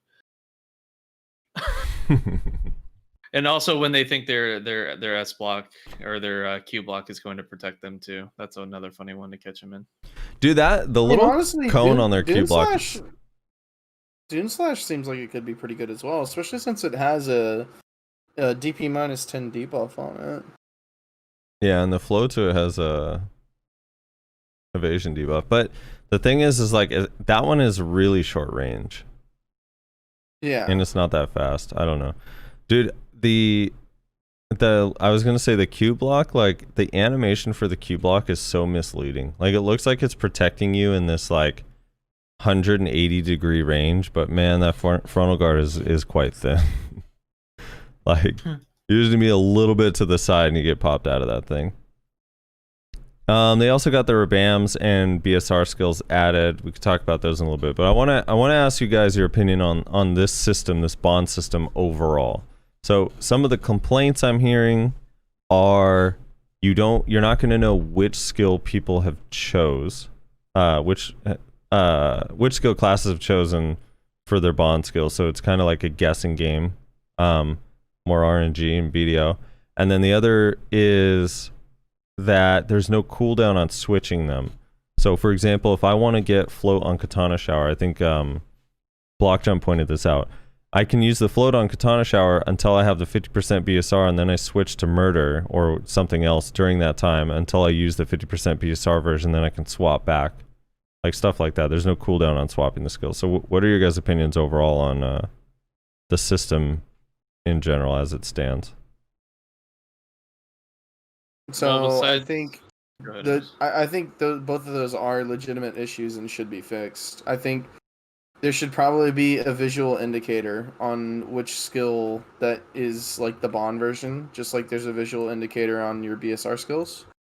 I don't know what that could be. Maybe slightly change up the animation or just add some fucking like blue to it or red to it or some shit. I don't know. Maybe some gold. Who cares? And then you should definitely not be able to swap in the middle of a fight, I don't think. Like probably, I know it's such like an outdated thing that doesn't really make sense in our game anymore for the most part, but like maybe make it to where you have to go to a skill instructor to do it.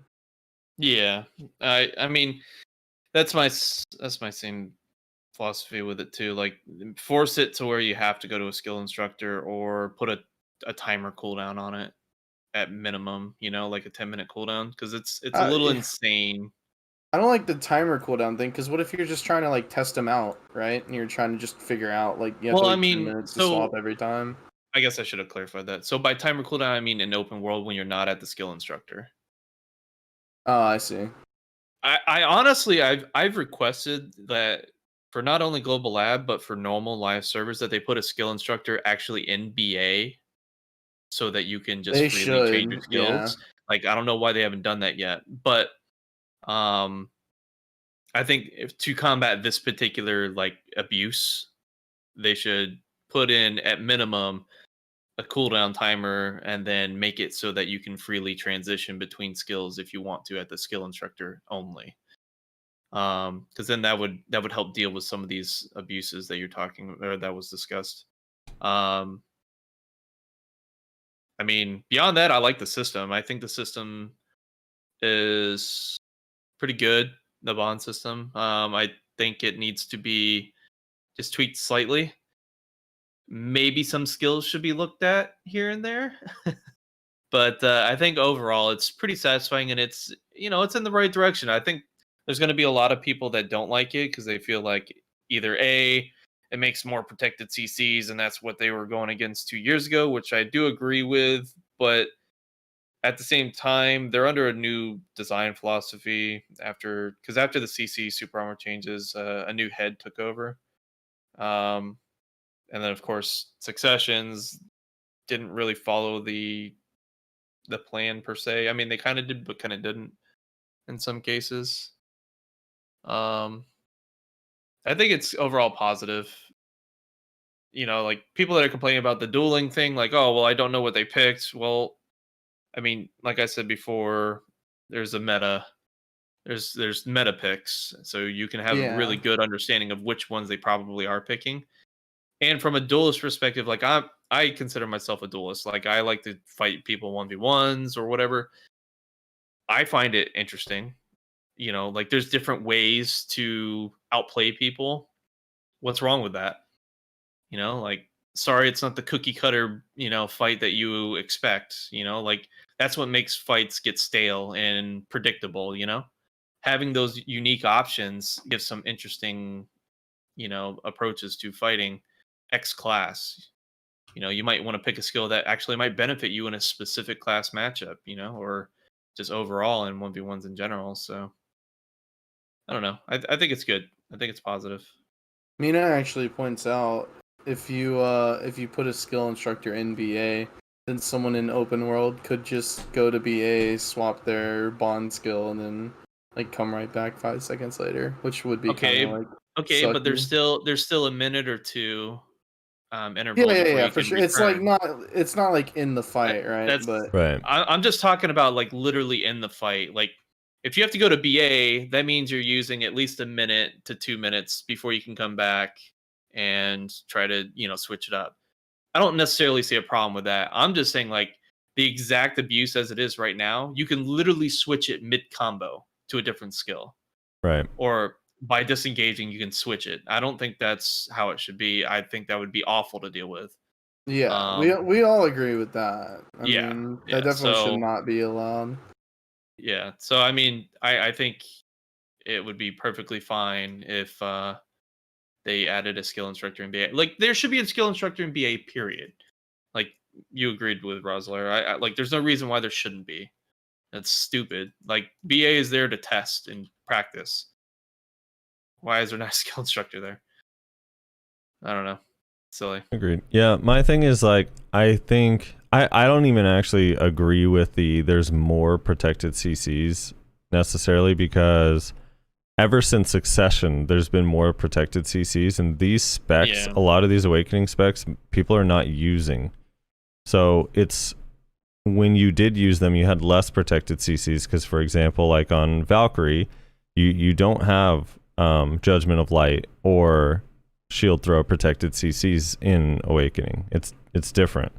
So I don't know. They're or like Ranger Blasting Gust,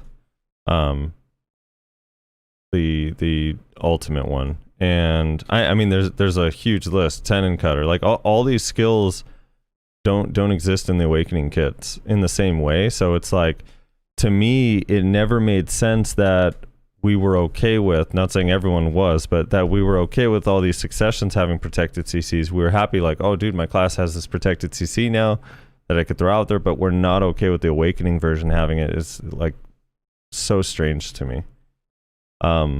Especially because the word Awakening is so misleading when it's just in general a weaker kit. So and yeah, I agree with you guys. There needs to be a cooldown. I don't know how long, but there needs to be some sort of cooldown. I'm starting to wonder if that's why they added this under the skill enhancement window. You guys, you know how they have that weird enhancement animation when you choose your Rabams? No, I've never noticed that. Yeah, so Yeah. So Ever since the UI change. Yeah, so I'm wondering if that's the purpose of that. So it's like harder to change because if you cancel out of that animation, you actually don't get the skill. You have to like it happens really slow. Loading thing. Yeah, so maybe you have to maybe they just got to make one of these but a longer animation even though it's tedious. But maybe they just need to put like a 5 or 10 second animation that you can't cancel out of. Yeah, I would be okay with that. It's just like I don't necessarily mind people switching out after they disengage from a fight. I mean, I get why there would be an issue with that, but I'm not necessarily like against that completely. I'm not against that either as long as there's some sort of visual indicator that like if they use a skill and I see that it's a different skill, I know like okay, that one has like super armor, that one floats. Right. Yeah. I'm okay with that kind of concept, like having an indicator as well. If they allow the ability to dynamically change during a fight with or like as a disengage, maybe have them take like a few seconds, like 5 to 10 seconds, like you said, to have to reset and change out their skill. Then at least there's that time period where there's a difference. So I have a couple You know, they, simple ideas for this actually. So this Okay. animation, all right, right now it's like 3 seconds. So one, make this animation either 5 or 10 seconds, right? But for the bond skills, and make it so if you leave the screen or whatever, it cancels it. You have to watch the whole thing, and make it where when you do it, it resets your BSR. Because that's one of the other things is like, you swap your skill for when your BSR is off cooldown, then you can use the 50% BSR version. Then you swap back. Like if you change your skills, your BSR should just reset. That way, people would be less incentivized to actually change their skills mid-fight or mid-war. Yeah, I think that's fair too. I think it should be a combination of solutions. Like that one is good. Changing your skills should reset your BSR. An indicator, and then also maybe the timer to change it. Now, how good, like, I know you guys mentioned just a skill animation, right? But how helpful is that really if you're in a node war, mode or something? you're not really gonna, like, you're not gonna see the new skill until you've already been hit, right? Yeah, well, for node wars, it's really not going to be helpful. What it's going to be helpful for is the 1v1s. Yeah. Right.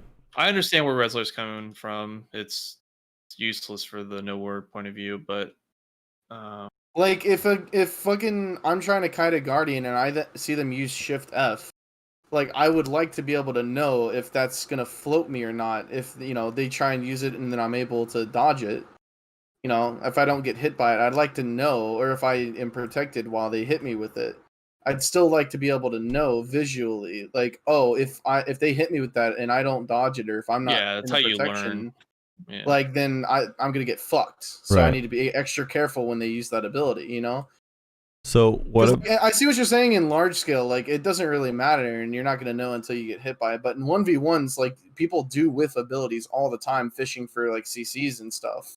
Yes.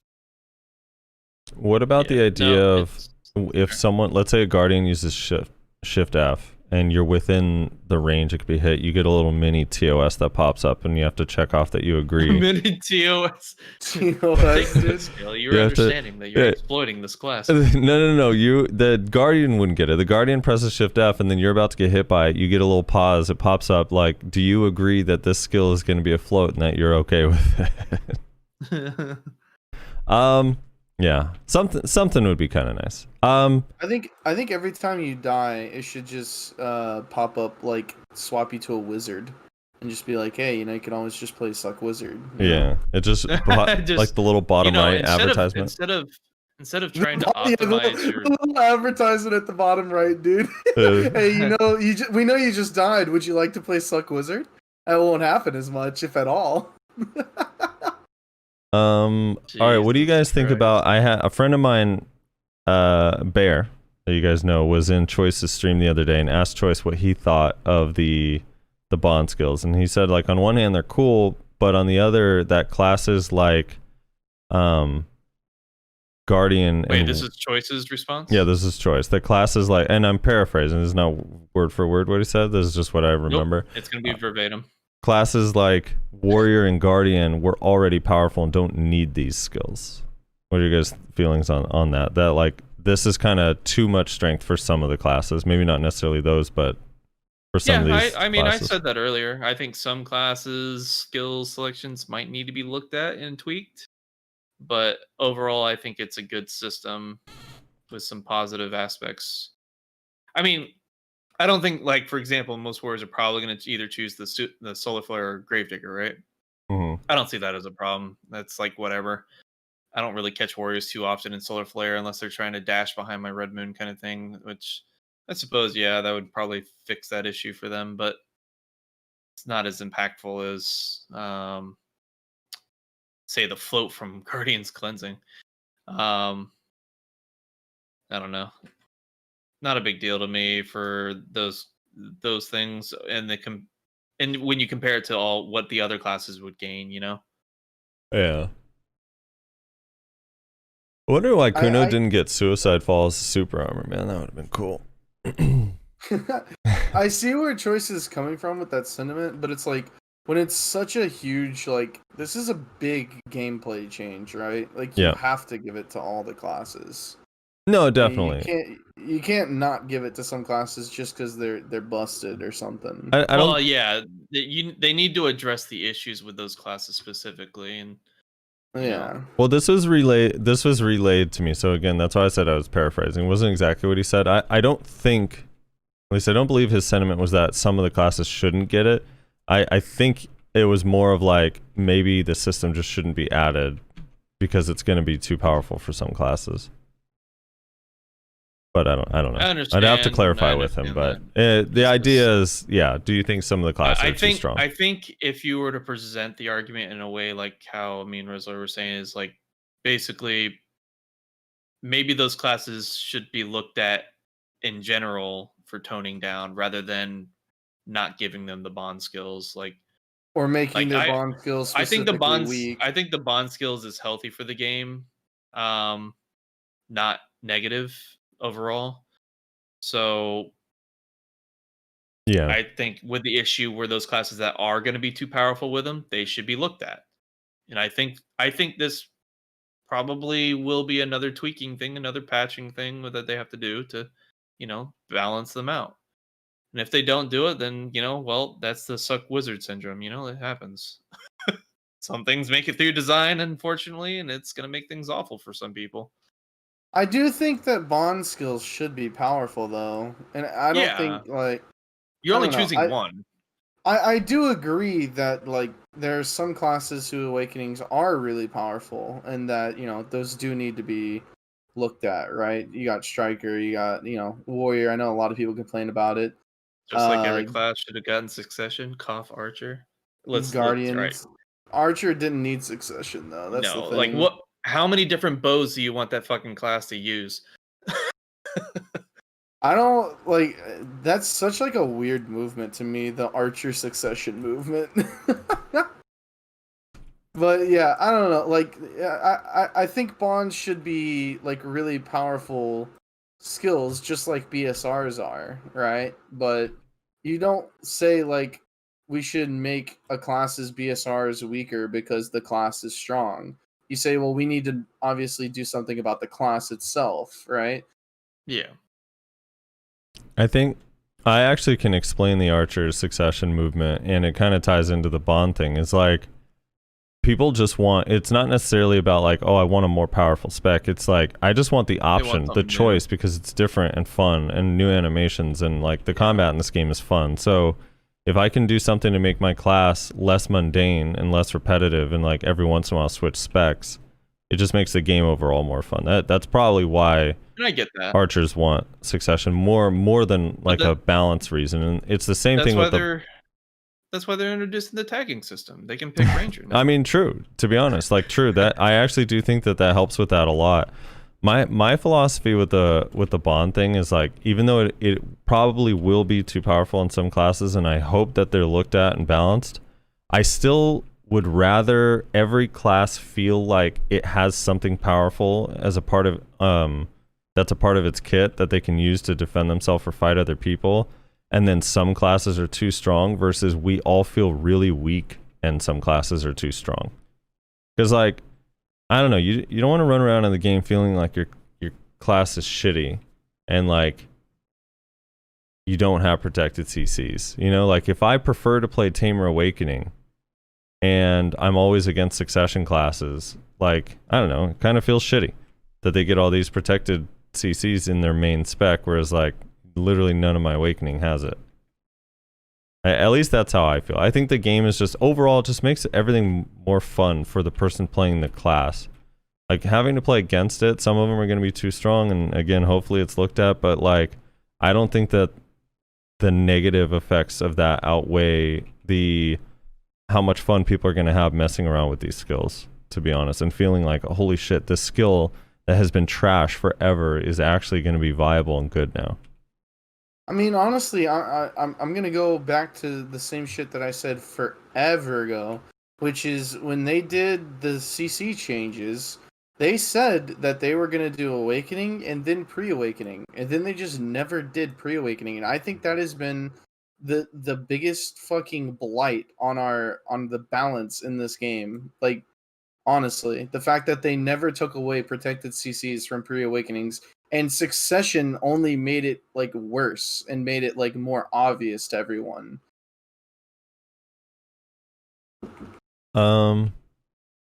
Yeah, I mean, but at the end of the day, like when they took away the protected CCs, everyone hated it more than we're excited about it. Yeah, everyone hated it more than we're excited. I agree completely. I didn't like it. I thought it was dumb, especially because Mabel was fairly naked initially until they started adding some back in. Holy shit! I couldn't even do D-Bite. It was unprotected. That was old. That was just awful.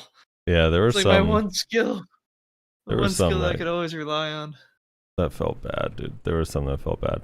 And Red Moon didn't float, I think, at first. I couldn't remember. Maybe it did. I don't know. It was just crazy. The whole thing was just crazy. I also think a lot of these are really nice for PvE. There's some skills that are just damage dealing abilities that are not protected in PvE that you can just turn it on. Like, you don't need it for PvP. You can swap to it for PvE just to like remain in your combo without having to do one more dash or something, or moving, which is kind of nice. Like, I think I mean, I don't know if a Sork would use Dead Hunt, but now it's possible to use the entire long animation of Dead Hunt without worrying about a mob knocking you out of the animation. If you wanted to, which is kind of cool. So yeah, there's that. I have a feeling this is coming in 2 weeks. I think KR is going to get it next week, but we'll see. And then we'll get it in 2 weeks. God, I hope not. They still need to do some tweaks to it. I hope we get it, dude. Fuck it. I mean, I do want it, but at the same time, I just hope they spend some more time polishing it. Like, put in those delays or some sort of indicators to prevent people from abusing it. And some of the other aspects too. Like, hopefully they look at some skills and tweak them. It's my hope. But yeah. Yeah. I don't know. So the other thing that was mentioned in here, as far as the Awakening goes, so they said in addition, Awakening's PvP and PvE performance will continue to be checked from today onwards. And rather than simply supplementing the Awakening, we are trying to improve and expand it like this bond skill so that adventurers feel they are enjoying new content, which is a funny sentence to me. Subsequently, we are preparing to improve the specialized effects of the Awakening skill, and we are designing a new advanced skill, and in parentheses says Rabam's Enlightenment. The new advanced skills will be a different way of learning than before, and all characters will be released at the same time. We look forward to your expectations, reprimands, and free opinions. So it sounds like we're getting some sort of Rabam skills in Awakening. What are your guys' feelings on that? Yeah. So I'm pretty hype about it, but someone, I don't remember who it was, I think it might have been Crimson, pointed out to me, what fucking buttons is this shit gonna be on? Oh yeah, god damn. Yeah. Please don't utilize spacebar any more than we already have to, please. We're running out of buttons on this keyboard, bro. The only one I can Video's think gonna put of... out a new requirement. You know how they have system requirements? Well, they're gonna put out a new requirement. You need a keyboard-related mouse to play this game. Yeah, the only one that's obvious is... start using Alt, honestly. I think Shift C is the obvious one, because they have a few skills in Suck that use Shift C, and it feels pretty nice. Like Succession Descent on Hashashin uses Shift C, which I think is cool. Moonlight on Succession Ninja uses Shift C. Shift C feels pretty good. I just don't know if it'll have conflict with C swap, is my only fear. Oh, please, God, no. That'd be awful. Oh yeah, Striker already has Shift C. So yeah, I think they could... I mean, there's some buttons. I don't know. Not all of them are really used on every class, so we'll see. We'll see what happens. They could do more LMB, RMB. There's some classes that don't have that many. Like, what is it? S LMB RMB on Wizard, right? Is the chilling wave? Mm-hmm. Is that Gore Roll as well? No, that's Fisher Wave. It's Fisher Wave. I don't think, unless I just don't know my class, but I don't think Kuno has SL and RMB. So I think there are still some keybind options available for some classes. I don't think we have a skill that's SL and RMB. Like Archer doesn't have SL and RMB either, but it kind of gets in the way of one, you're swapping into Awakening with SLMB from Pre-Awakening, and then when you're in Awakening, swapping into Pre-Awakening with your Lingered Frontal Guard. So it would kind of get in the way of a lot of things. Yeah. I don't know. I mean, there's definitely possibilities. Yeah, who knows? I don't know. Hopefully they do a lot of testing on that to figure out what actually like feels good and doesn't conflict with other abilities and keys and stuff. Dude, I'm just hyped to see what these animations are going to be, because their animations have been really fucking cool lately. Dude, a lot of them. I can't even imagine what the Mewa, like whatever they come up with Mewa, how the ice animation is going to be, because like that, it looks, the ice animations in Awakening, that after they did the rework on the graphics, look really fucking good. I'm just curious what skills they're gonna do. I'm hoping Like, on yeah. Mewa. Mewa is Cloud Stab and New Year's Eve, so it's just more pokes. Oh god, please no. It needs to be a cone-based skill. What if the Rabam Valk is AoE. the suck and the crash together? The suck and the crash? The suck and the fall from the sky thing. Oh. Dude, there's so many. Yeah, there's like some, I don't know, you could do some crazy things. I could see something with oppression, the AoE, 360 AoE, Mhm. and then like I don't know. Also, What can could they you go do? through and re-update some of these Awakening icons? They're like outdated as fuck. Why? What's the big deal? I don't know, they just need like a resolution on, increase or something. You just want new and shiny everything, don't you? Yeah, dude, the resolution on some of the, like Delighted Blast, like I don't even know what I'm looking at here. The resolution on it, it's like 6 pixels by 6 pixels. It's fucking awful. Kelthon in my stream says it doesn't matter what Rabam's Guardian will get, they'll be busted. True. True. They'll probably have a float super armor, 55-yard range, and be able to like just reset your position back on the node. I hope the Maywa one is they combine Grapple Arrow and Red Moon. But that grapple arrow is pre-awaken, and Ah, red wait, moon's also you're right. pre-awaken. I know it's more like wishful thinking, That would but be what badass though. Travel, they'll just teleport on top of you, Redmond. on the class that you guys main, what Rabam skill, like what utility is your class missing that a Rabam skill would actually help in Awakening? I play Archer. what? We don't What was miss that question anything. again? Like what utility or skill, like what Rabam could they add that would actually be helpful for Mewa? Like what are you guys missing in Awakening kit?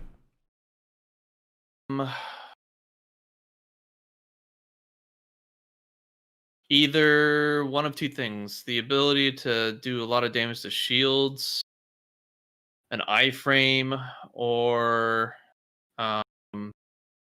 no stamina based movement would be good. Yeah. They could do like a Sleet Step Stigma thing where you iframe and then have a CC at the end. Like a sleet step oppression. Oh god, see, you always take it there. Dude, I want Spin Spree. I want Spin Spree that's throwing out Delighted Blasts in all directions. Fuck. All right. The most ridiculous shit ever. Let's move on to the What if they combined Piercing Light and Lithrigan's Call, where it's just Piercing Light on a 4-second cooldown? Oh my gosh. No, they could give it could have super armor and frontal guard, dude. Dude, here we go. Oppression Frost Pillar combination. You just have 360 frontal guard, but it also does a knockdown. There you go, right there. Perfect. All right, this Marni confusion device. They went through and set some rules, so they answered some questions and left us with many others. Let's go through this real quick. All right, Marni's suspicious device, character tag improvement. All 4 armor, 3 weapons, 6 accessories, 1 tool, and 1 alchemy stone in the current equipment window of the main character are transferred to the secondary character's bag. All the time of or at the time of transfer, all the equipment's enhancement stage, engraving status, modification, and Kaffir's level are transferred as it is. However, item transfer is only possible when the maximum durability of all equipment and the current durability of all equipment is restored, and the free slot of the transfer's bag is 14 or more. Crystals installed in the transferred equipment can be removed but cannot be extracted, so you can like destroy them but you can't pull them out. That way you can't duplicate your crystals. Crystals can be installed in the remaining slots in the transferred equipment. Transferred equipment can only be equipped and unequipped. It cannot be placed in storage or the central market. Transferred equipment cannot be used for features such as enhancement, improvement, Kaffir's level, or dark predation. I don't know what that is. Etc. Is that the absorbing it for stacks thing? Probably devour, maybe. I don't know. That's called devour. Probably. But original equipment cannot be registered on the I like that they said the central market. It's the electronic central market. You don't want to use the actual brick and mortar market, you know? Yeah, no, you don't want to go to that, that's like handed off physically. For clarification on the enhancement stuff, this is only like, so it says transferred equipment cannot be used for features like enhancement, Kaffir's level, etc. That's only for the copied equipment. The main stuff can still be enhanced. It says if the enhancement level and Kaffir's level in the original equipment is changed, the transferred equipment will be reflected in the same way when switching characters. So if I copy over my C9 dim tree and I Kaffir's it up, when I go back to my other character, it'll also be Kaffir's up to C10 or whatever you move it to. Even if the stamp and correction are changed to the original equipment, the first item will remain transferred to the transfer equipment. I don't know what that means at all. I have no idea what that's telling me. Yeah, that's super. I have that wording. Item transfer cost is calculated according to 3% of the total price of the exchange price for 3 weapons plus the number of Kaffir's levels. However, for equipment that has been improved and cannot be registered on the central market, the price of equipment before the upgrade will be calculated in the same manner as the standard. Sure. Okay. Marni's unstable fuel can be purchased the Old Moon Manager for 10 million silver coins, and at the time of transfer, the amount calculated above is converted to Marni's unstable fuel and consumed as much as necessary. Equipment cannot be transferred, costumes such as Calpheon Noble Dress, Season Gear, Naru Gear, Main Quest Gear, Fixed Gear, Rental, Life Tools, Shy Weapons, and stuff like that.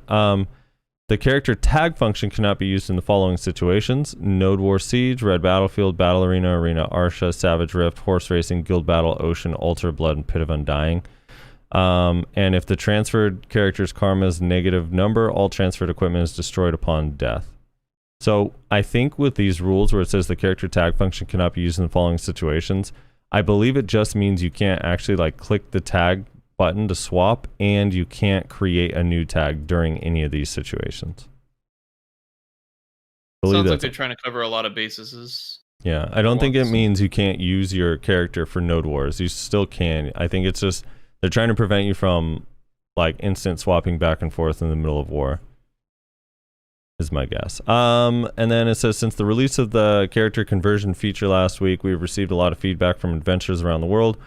In common, there are many opinions asking for a quick release, so we're developing more energetically, and some large and small requests for improvement have been reflected. The feature needs to be verified a little more, so we're testing it further, so we ask for your expectation and feedback. So there you have it. You can use tag. I just clarified that, Ross. You can use them in these situations. You just can't instant swap or create a new tag in any of these situations. That's how it works. So like you can change characters and go to the other one, and then you'll have no BSR and be in a main city during Node War or whatever, but you can't just like instant swap in the middle of a war or you can't create a tag during Node War and Siege, or while you're in BA, or during Savage Rift, or Ultra Blood, or Pit of Undying, or any of that stuff. Yeah. All right. So what do you guys think about it so far with the updated information? I think it's looking pretty good so far. I don't really have any complaints about it. I think it's a solid attempt at getting everyone to Witch Wizard. I agree. Wizard. Yeah. Hopefully that movement happens. You already know all the big Siege guilds are going to be like, all right, all you people that aren't Wizard and Witch, we're going to need you to use your tag system to get a Wizard and a Witch. Create your tag Wizard. Yeah.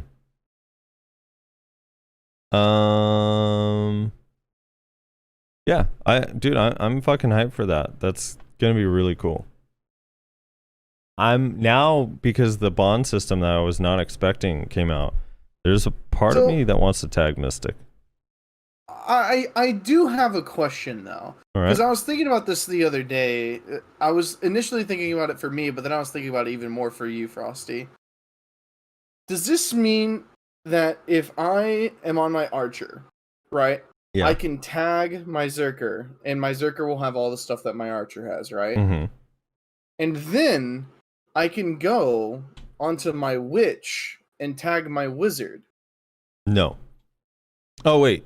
No, because I think the tag screen always shows your 2 tagged characters. Does it? I think. I don't actually know. That's why I was asking. Can you have multiple tags? I don't know. No, you can't. I don't know. I've used the tag system like twice in my lifetime. if you mean 2 different characters being tagged to other 2 different characters, yes. You can? No, you can't. No, you can't. It's restricted to only one set. You can only have one tag at a time. It's only you know one what? set. When I look up the tag system right now, it only shows my my 2 characters that I have tagged from a different set. Yeah, you're right. It is only limited to one. Okay. That's what I was curious about, because I was like, wait, if you get 2 sets of gear, you can have 4 classes. Like, what? Yeah. If you have 2 sets of gear. Not all of us are that rich, Reslar, alright? Jesus. Dude, down. I think it's so originally I thought it was just weapons, so I'd have to be I think it's so fucking cool that it duplicates everything over. It just makes it so nice, dude. Not having to like sit there and transfer all my items through the storage. Yeah. Because I thought it was just going to be weapons when I first read it. But being everything, including the crystals. And last week, it wasn't crystals. It didn't copy your crystals over. But it looks like they made it so crystals that you pull out will just be destroyed no matter what. So now it does copy them. I think that was just to prevent like duplicating crystals and selling them. Dude, I'm hyped, man. This is fucking cool. It's a really, really cool thing that they're doing. And this is like literally just for... Well, they're going to make a ton of money on it. There's going to be a lot of people buying weight and inventory slots, like for sure. But I still think it's a cool thing, and it'll increase the longevity of the game for people. There are people like us that have already been suckered into buying weight and inventory on multiple classes. Yeah. I mean, I only have weight and inventory on all the classes I've played. You're just a lost Which cause. is what, like 6 of them? I wish it was only 6. So... I'm hype about that, dude. I think this is gonna be a cool change. Here's the real question, Frosty. This comes out, the bond skills come out. What class are you tagging? I'm pretty sure now I'm gonna tag Mystic, because I have a soft spot for Awakened Mystic. Like I love Awakened Mystic. But when they removed the CC from Crouching Wolf, it made me sad. But now having Spiral, like the amount of frustration I can inflict on people by spiraling through their frontal guards again. Oh my god. I'm basically a griefer. I still do wish Mystic got some damage buffs though, but Mystic is definitely up there on my list of classes that I want to tag. I don't know. I'm a little bit curious on how Awakened Lawn feels. This is the thing that sucks, dude, because I'm going to waste so many billions of silver tagging and re-tagging. It's fucked. I'm never going to make a gain again. Yeah, Yeah. you're gonna be forever stuck. You're probably gonna go through at least. I mean, what is it to tag? People were estimating like a solid like 2 to 3 bill. So for me, it'll be about 2.9 bill. So 3 bill. You're gonna go through probably. I don't know how often you're gonna swap it. A week probably. So that would be 12 bill a month in swapping. I gotta grind 10 hours a day for 3 days just to be able to maintain my tagging every week. Oh my god, dude, I'm hyped though because it's gonna make it I'm gonna be way more motivated to grind. Like the Kuno PvE buffs coming are actually like kind of nice. The new bond system and then the tagging system. Like I'm gonna be way more motivated. You're gonna need awaken buffs every week just to be able to maintain, keeping up with it. Dude, this is gonna be perfect for me because it's like Archer's so busted. The only class I kind of struggle against is Guardian, so I'll just swap to Zerker. Yeah, and that's not a problem anymore. Dude, it's kind of nice because like everyone has. I still like. I know it's like just it's not that big a deal, but it feels like a fighting game thing. Like you're literally gonna be asking people, "Oh, what do you main and what are you off? Like, what's your off class? What's your off role?" It's gonna be sick, dude. Like, oh, is it? Resler plays Archer and Zerker. My favorite's gonna be when people come up duel for spot, and they're gonna be like, "Wait, hold on, I'll get my dual character." Yeah, exactly. Right? We're gonna go back to the old days of pirates where like, I'll go get my main, and they take their fishing boat all the way back to Velia to switch. Oh, dude, this is gonna be good.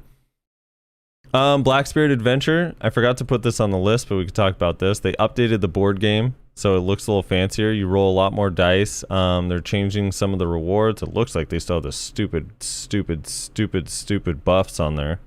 But they're changing some of the rewards dude? and giving you more objectives, and I don't know. It looks more adorable, so I approve. As long as it looks cute, it's fine. They clarified more stuff on the tier 10 horses. They got some busted ass skills. Also, I think it also said that all their skills come instantly trained at 100, right? Something like that, yeah. And also that it couldn't be sold on the marketplace, I believe. Yes. So the dream system. Oh man. Yeah. There goes the horse market. So the dream system, which is a method of acquiring dream Arduanatt, has been improved. In order to indulge in dreams, the item sensor to call dreams has been changed. Sensor to call dreams can be obtained by crafting core materials such as Old Moon, Incense Burner, Dream of Dreams. These can't be real names. This is why I don't even want to read this. But basically, it can't be registered on the market. You got to make it yourself. You need 2 dream horses. Apparently, you'll actually... There's a chance, I don't know if this is confirmed, but you'll be able to mate males and males, dude? Or you might not be able to. I don't know. You should be able to, right? You should be able to mate 2 males to make one of these dream horses. Let's see. In fact, this part, if it is possible to adjust... Here, in fact, in this part, it is possible to adjust the probability of success little by little so that the male plus male and female plus female can also challenge, but the price is more expensive. So you can birth a dream horse out of a gay relationship, but they're going to charge you more or something like that. That's what I've come to understand. How progressive. It's like progressive in one sense, but then also like, well, why does it cost us more in the other, you know?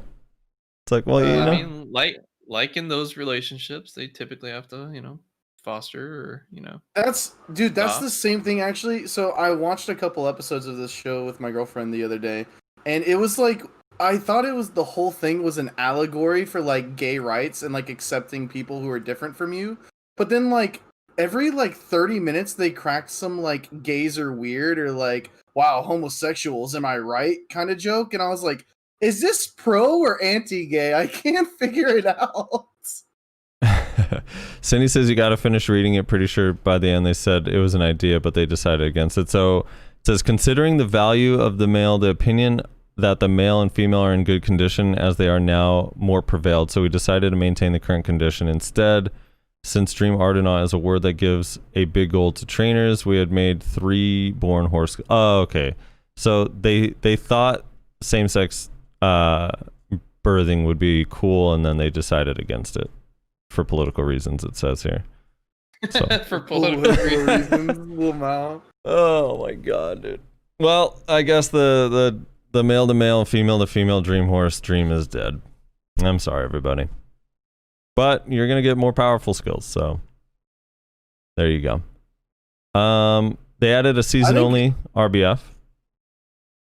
I think there are a lot of horse people that are upset that they can't sell it. I think there were a lot of people that were kind of like, Yeah, I think that pretty much I might killed be the looking to idea of sell a it. huge marketplace. You think so? I purchase. don't know. I think there's an element of like you have to make this to get it, so you're gonna feel Yeah. more unique by having it. Yeah. No, It's more of I a get that. collector's thing now rather than a can I make profit off this kind of thing now. I totally get that, but I don't know. I think there were. I guess it also depends on just how hard it is to get, right? But I know that there has to be some people out there, some horse trainers out there with like dollar signs in their eyes, right? They're thinking like, dude, I can sell this bitch for probably like 100 billion silver or something like that. Yeah.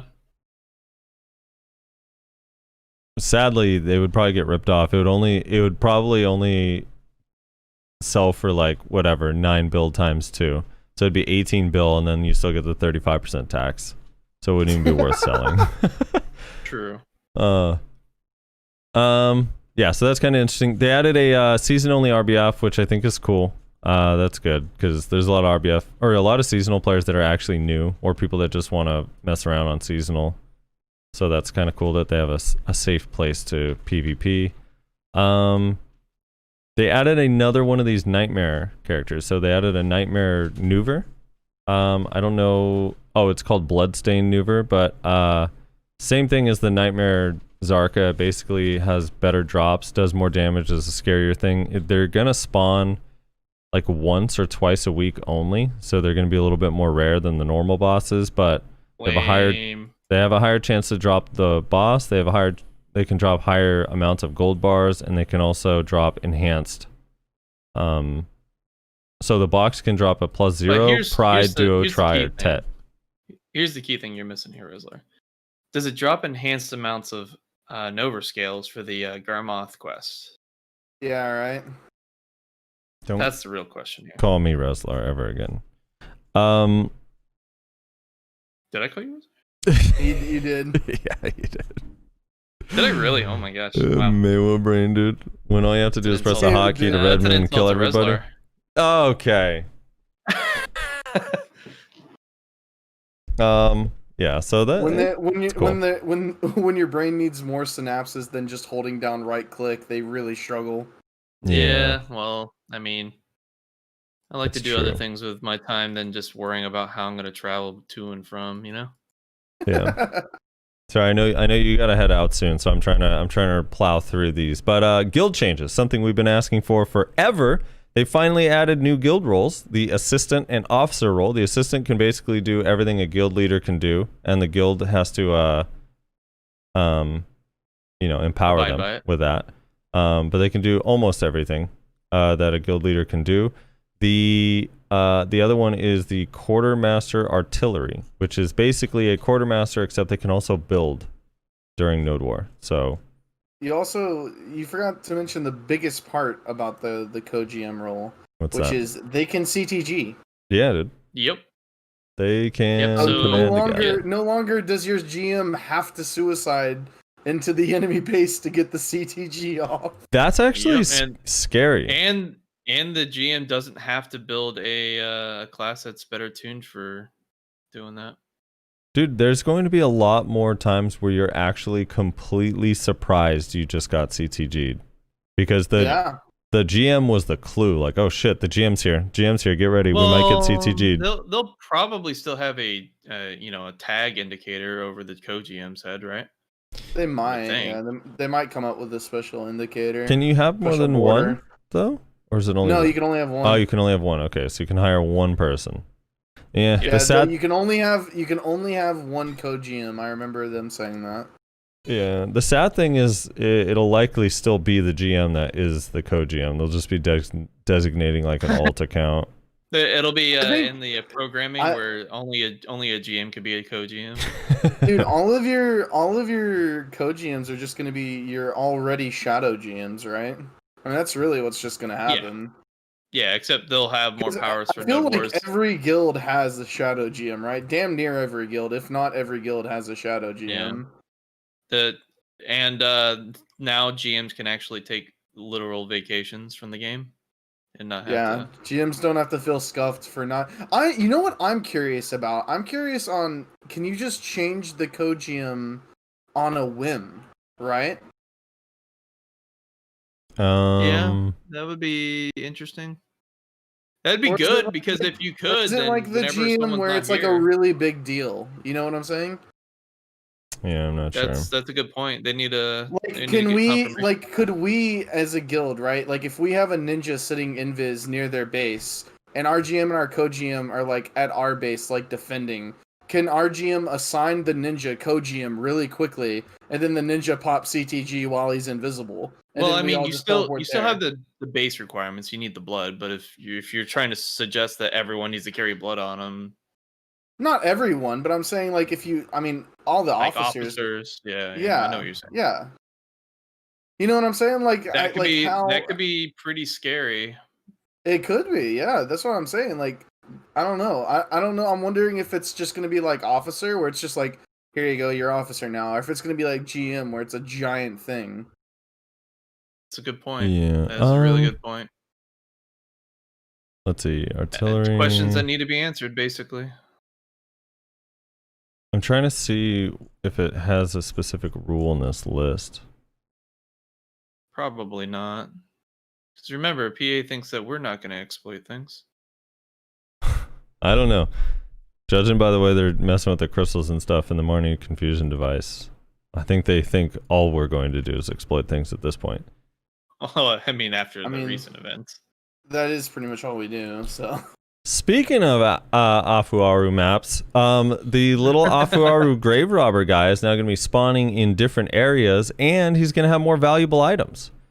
That's cool.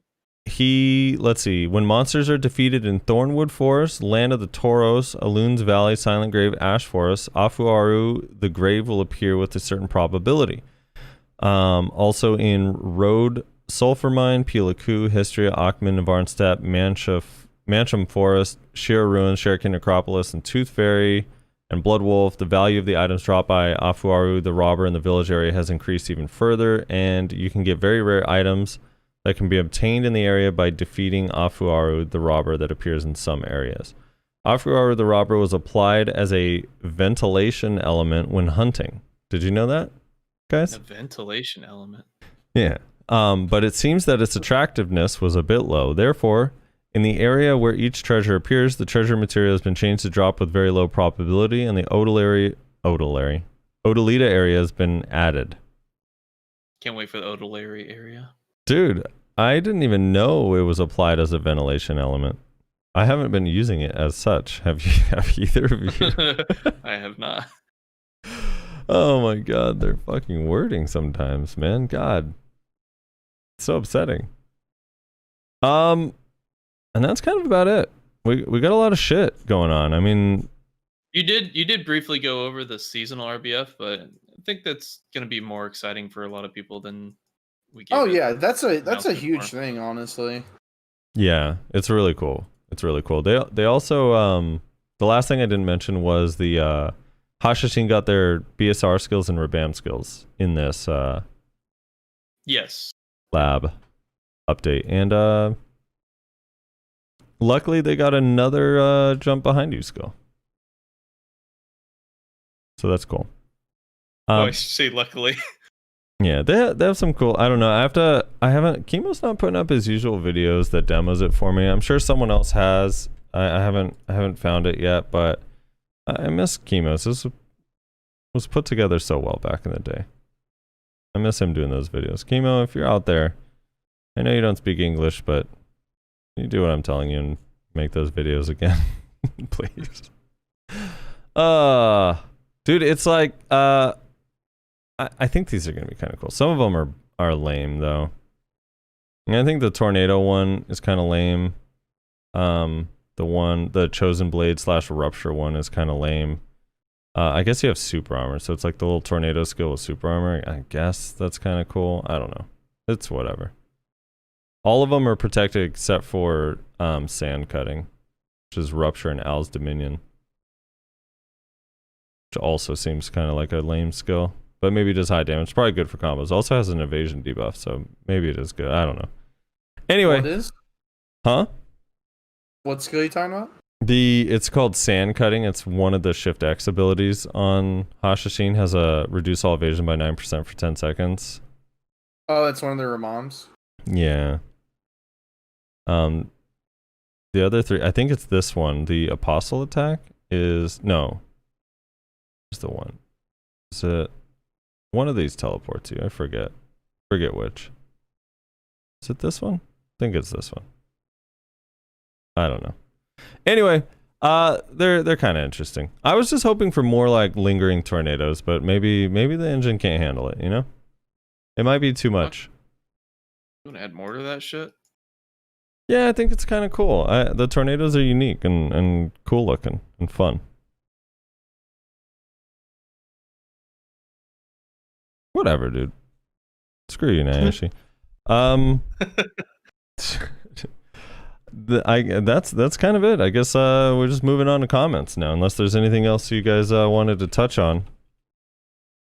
Yeah. The woman hasn't come home yet, so it looks like she got out a little bit later. Bond skills are coming, whether people like it or not. Hopefully. I bought a boat, Frosty. Like an actual boat? Like what's it called? A Furious sailboat?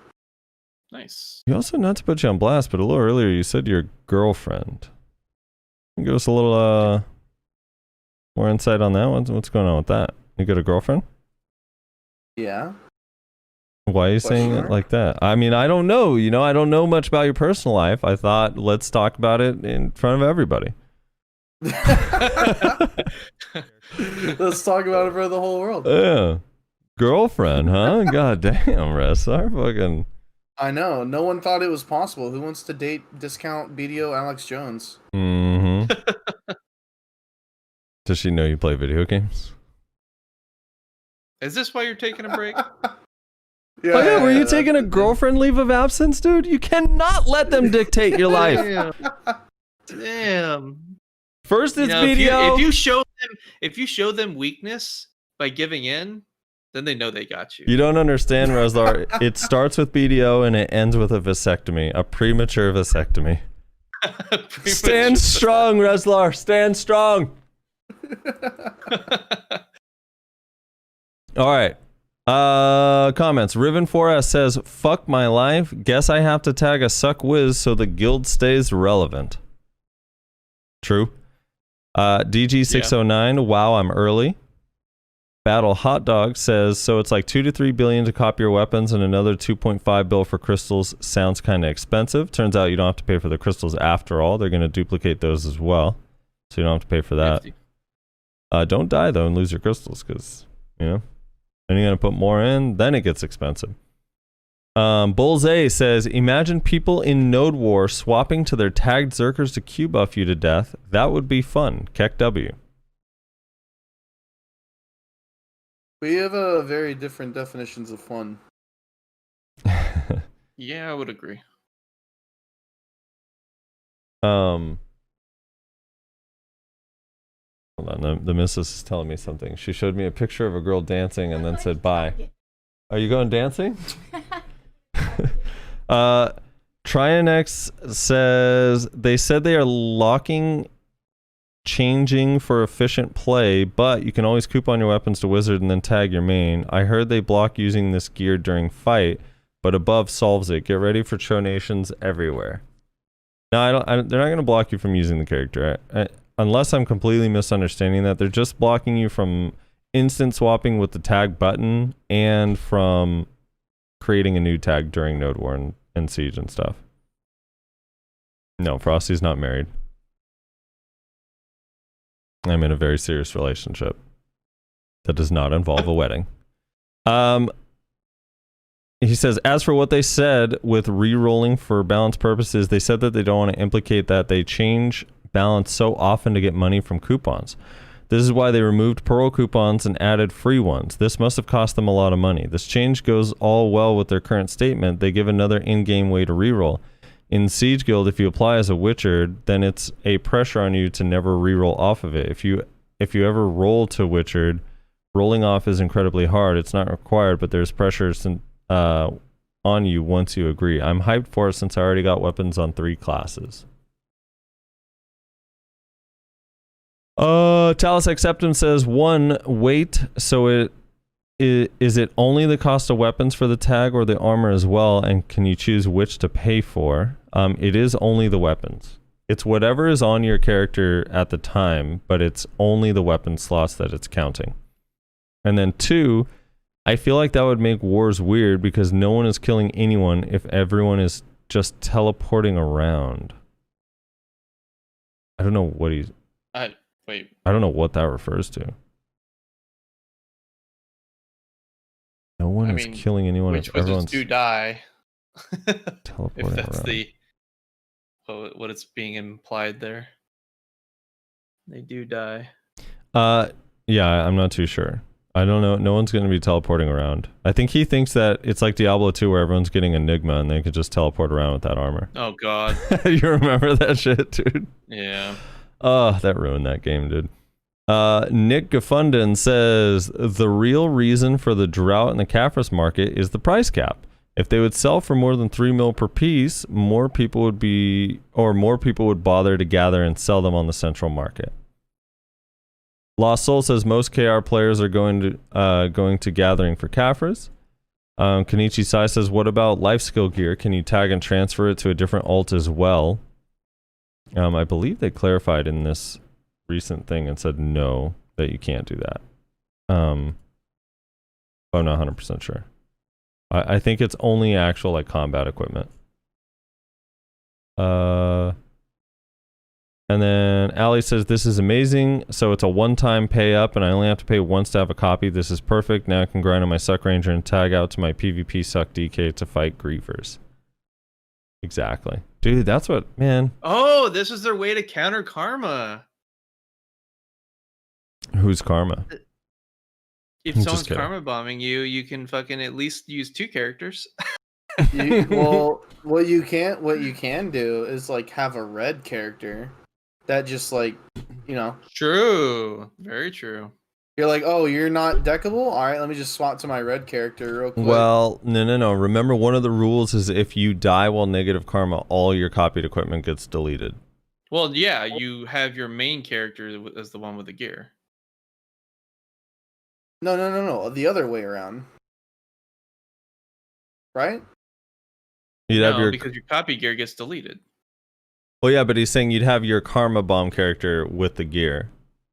Yeah. Yeah, your main's gear would be the red character, but your copy character would be your farm character. You're in a heated way saying the same thing as Reslar. No, he's saying the opposite though. I don't know. I'm lost. All right.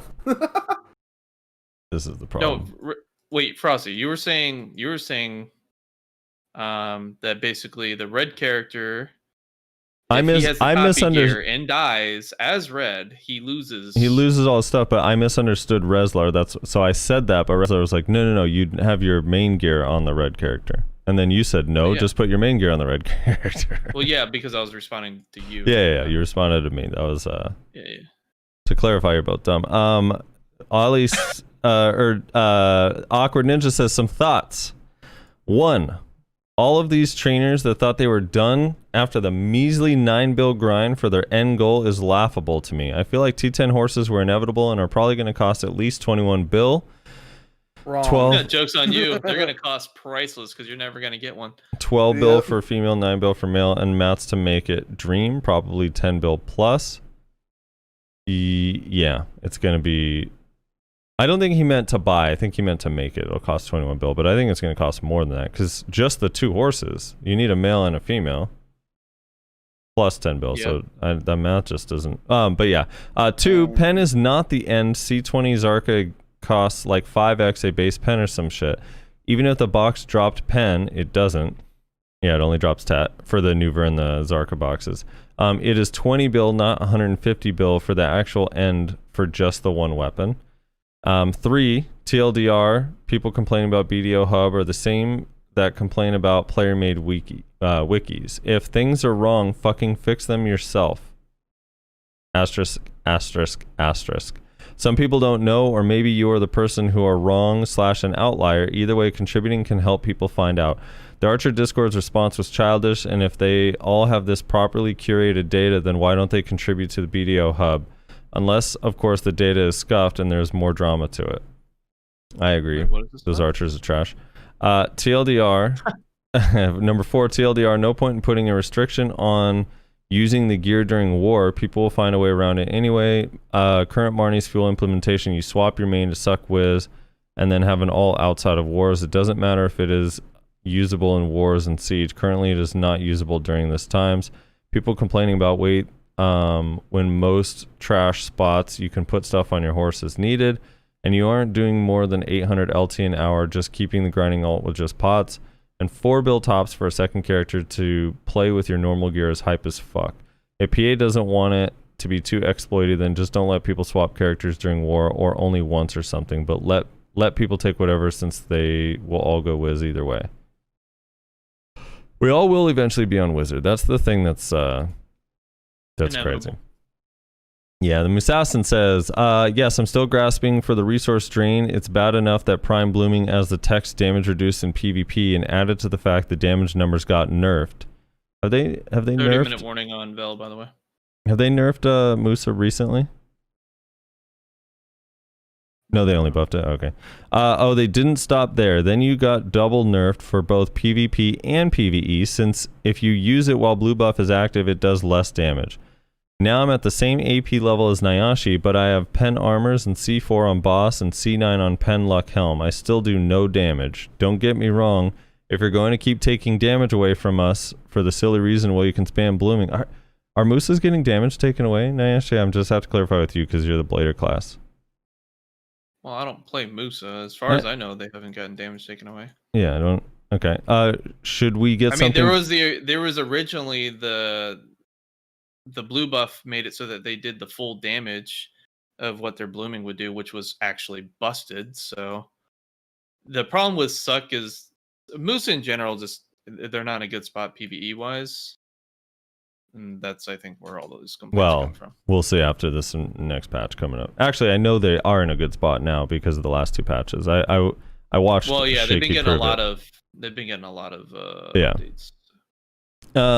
Should we get something back as compensation for the damage nerf, i.e. resource drain? Heck, I'll swap back a bit on this. Let them not give prime blooming all resource drain. Maybe something along the lines of 25 to 35% of your resource gets drained when it's on cooldown, including using your blue buff. You still can't use it because at the point with infinite pots and pots in general, resource drain on Musa is extra text that adds nothing combat wise. And mind you, it got nerfed Awakened players as well, so all resource drain removal was done to both Musa, Awake, and Suck. Yeah, I mean, I think, are we referring to a patch from like 5 months ago? Yeah. Like Musas have only been buffed since then, so I'm not really sure. The problem, I understand where he's coming from. The drain being taken away on blooming kind of sucks, but at the same time, that was a little busted. Like, it was acting as a group CC because you basically remove everyone's WP mana, and when you did a blooming in a group, and it would basically hard CC them. They weren't actually CC'd, but they couldn't do anything, and they would basically get stopped in the middle of their animations and be unable to move like freely and do like abilities that costed actual resource cost. So they would be fucked, and they would just get follow-up CC'd and killed. So it was pretty busted. I don't know. I don't really have an explanation for it other than that. Well, luckily Musas have been just nothing but buffed over for the last few weeks, so it should be fine. Asfar says, hey, so I'm an EU viewer. Love the podcast, by the way, and it's hella true. The average gear here is a lot lower than NA. I would say the majority of people is 269 Nouver or even lower. The lack of whales is also hella true. EU people are too stingy with their money, especially Germans that make up half the community. I'm 295 Nouver myself only because I spent a stupid amount of money Yet I feel like if I was to node war in NA, I'd just barely in the requirements or under geared. Yeah, it depends on your DP. You'd be able to kill people, but not against siege guilds. 295 Nouver basically it's like has a hard time killing people with high DP, especially Wiz Witch with Mana Shield. Nautic says, what is this duel for spot? I grind underwater. I don't think I've ever had to duel down there. Everyone goes by the original history rules, asking how long till they're done. If you're not willing to wait, hop because there's a free spot somewhere. It's less common in underwater just because it's a lot easier to find a free spot, but it's like most prominent probably at Star's End or like any of the most popular spots. Probably in the new patch it'll be, or when Odalita comes out, the 250 spot will have a lot of duel for spots too. But yeah, it's definitely less common in Secrea, but it still happens.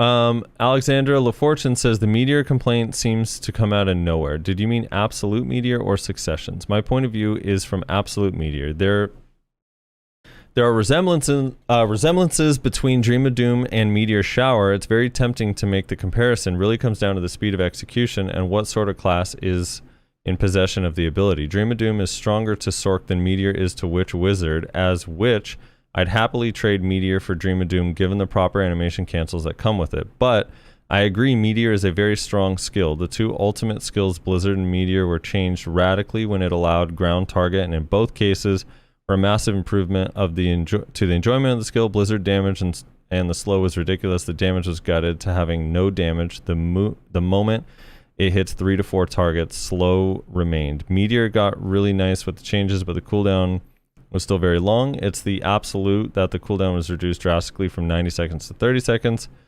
The cast speed seems fairly slow. It's a big spell. The proper damage for the impact, the cooldown is a little bit shorter, but long enough to not be spammed. I frankly don't think you're aiming in the right aspect. That makes Wiz Witch a problem. Also, as suggested, having only knocked down its crowd control element means the CC will happen about 5 seconds after the initial cast in the current form. Okay. Let me... Demi Hauser literally just responding to the fuck this witch is saying Meteor is as good as DOD. Yeah. let me just address a couple of these things. So first of all, Dream of Doom doesn't have protection. Second of all, Meteor, the initial hit of it, so in Succession, we'll talk about Succession for a second. You have a thing where if you cast an ability before your next ability, it speeds up your abilities, okay? In Awakening, you have Speed Spell and Sage's Memory, which also speed up your abilities like a shitload.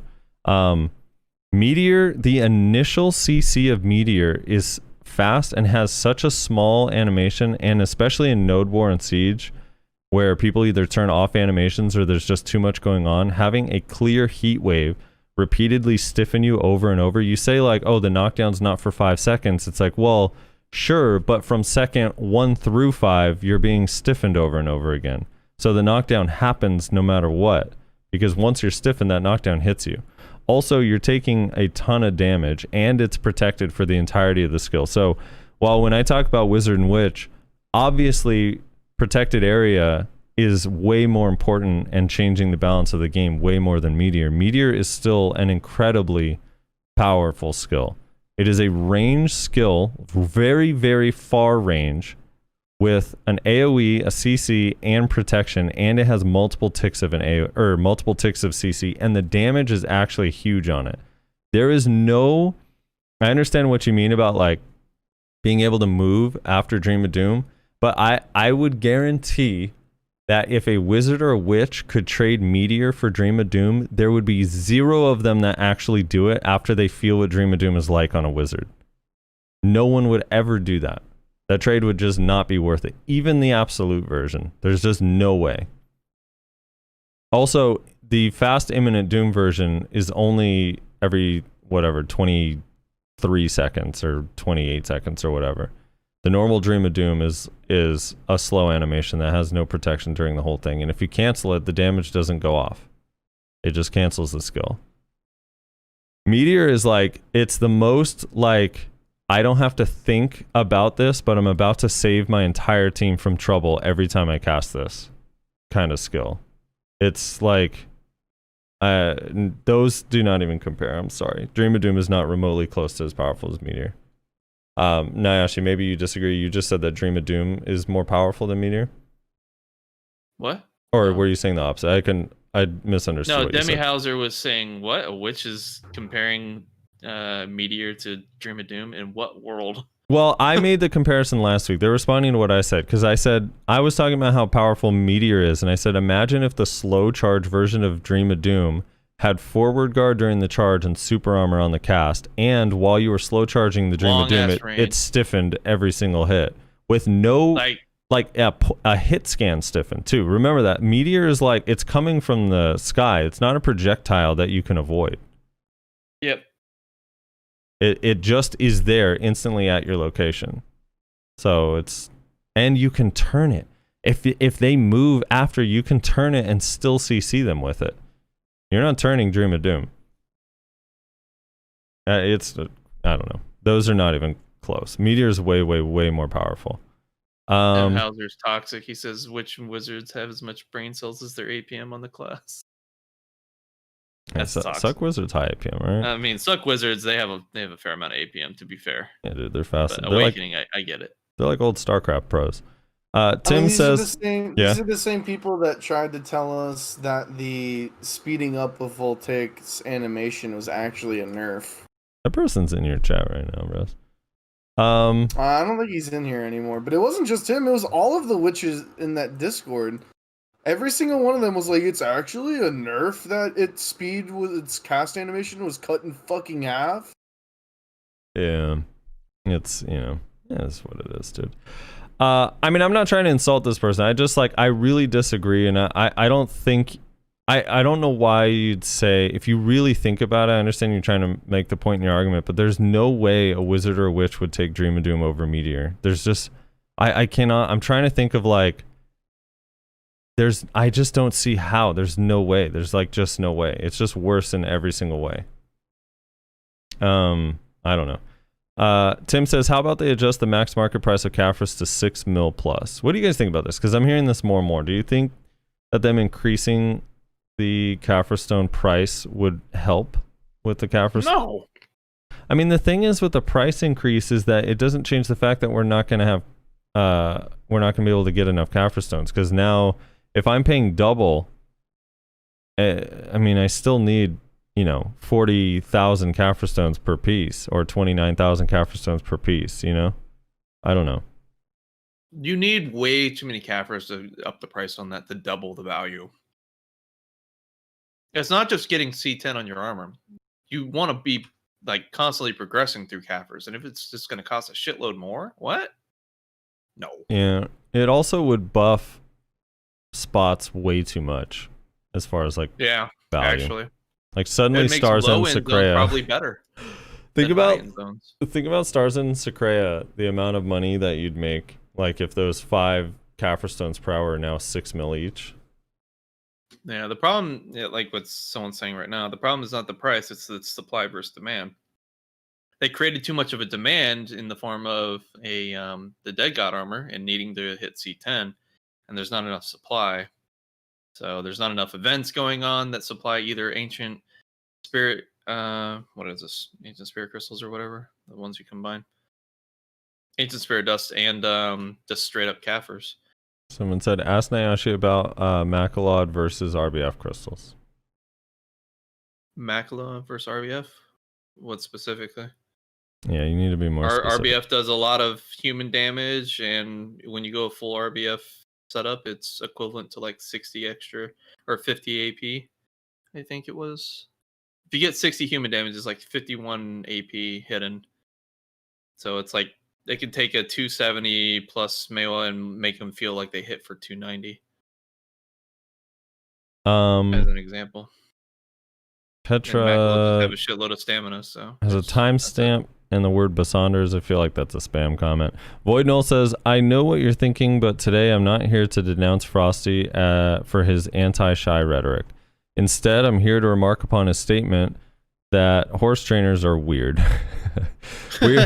We are a strong and dedicated people, and if you fail to show proper respect, then you best be careful what trails you travel, or my foredoomed train will run you down and spit you like a used horseshoe. Can't wait for T10 Doom. P.S. Rise and shine. I kind of can't wait to see what the T10 Doom's going to be as well, to be honest. Dude, that was a threat. Yeah, I think T10 Doom's going to be cool. Also, T10 Unicorn needs to be awesome because right now Unicorn's kind of like underappreciated / it's also just worse. And wait, do they have multiple kinds? I thought it was just one. Right now it's just the Arduanatt, but they said when they first released it that there's going to be one for all of them. Really? Yeah. So that'll be cool. But yeah, horse trainers are So wait, what's the point of the black Pegasus then? I thought that was supposed to be the Doom Peggy. I mean, it's still a unique. I mean, it's still a black Pegasus. What do you mean? What's the point of it? It's still the only Pegasus that you could get that's black. I thought it was basically going to gain all the abilities essentially, where it can travel on the desert, it can fly, and then it has the OP fucking charge. What, the T10 Arduanatt? Yeah. No. Oh, That's not happening. random fucking Leighton. Hey, buddy.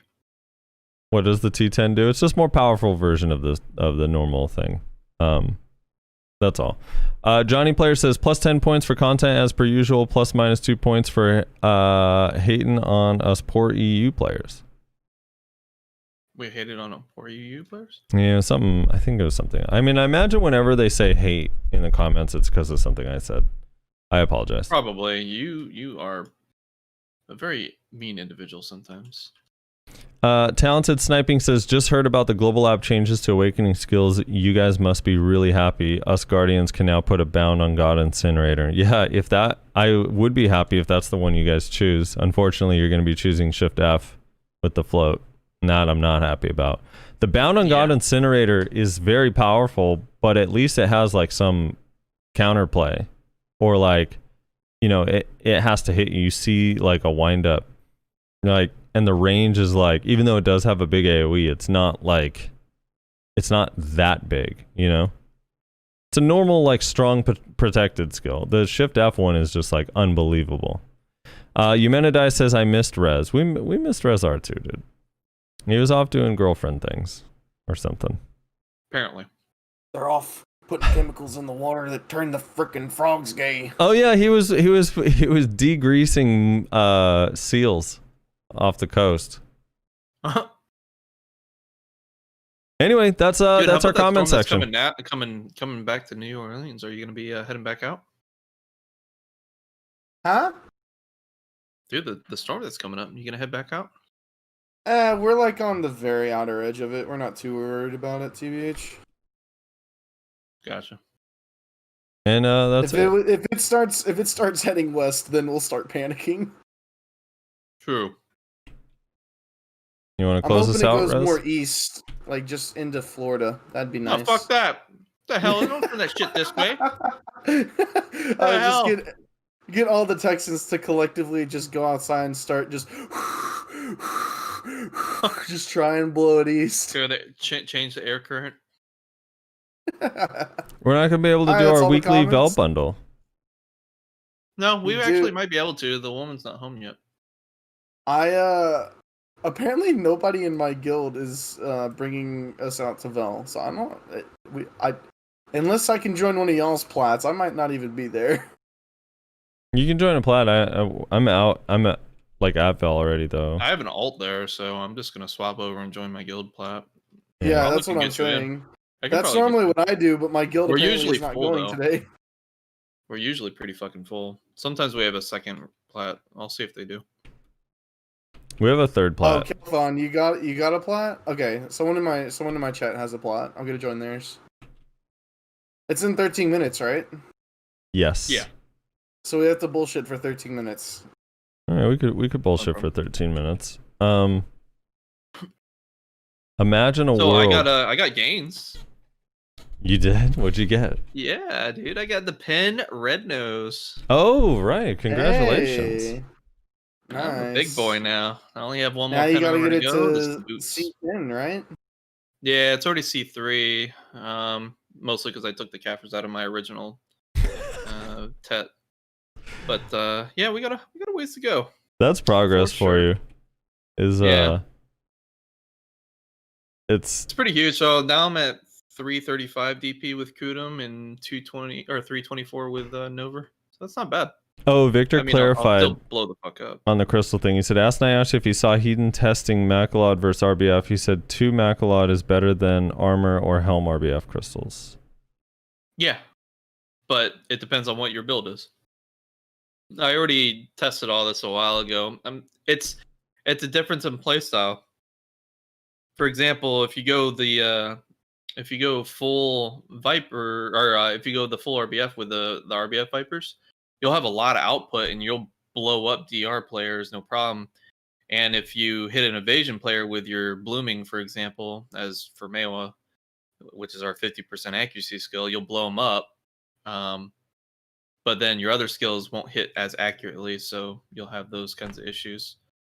But yeah, it's a playstyle difference. Macaloads, all Macaloads offer is stamina, so you're going to be really squishy, dude, in comparison, and you'll have more stamina to maneuver around and whatnot. So it's nice, but the trade-off is survivability. Sarek says, I usually listen to the podcast on YouTube at increased speed. Listening to them live makes it sound like they're slow and drunk. You know what we should do? We should play not today, but maybe on another day or maybe next week on podcast. Don't say like Among that. Us. Yes. Please why say not? No, dude. What about Fall Why not? Guys? Fall Guys. I don't have Fall Guys downloaded. I'm down for either of those, TBH. Dude, Among Us is hilarious. It's really fun. Dude, everyone's like gone pro in that game, so it's like not fun anymore. What about? Everyone's like pro and they have like let's just play with strategies. randos like us. You need to come play with us. We have new people playing like every single time we play. There's like one I or two played new it. people. I played it for the first time the other day, and it was fucking hilarious. See, me playing Among Us right now with like Reslar and his friends would be like me telling Reslar like, hey, come 1v1 me in StarCraft. It's really fun. No, because it's a team game. Team. Yeah, Are you a silver league player now, Frosty? I am having a hard time getting into silver. I went on a 7-loss streak, but I'm close. The problem is that, well, I don't understand. I still contend that League's ranking system is one of the worst of any game I've ever played that has a ranking system.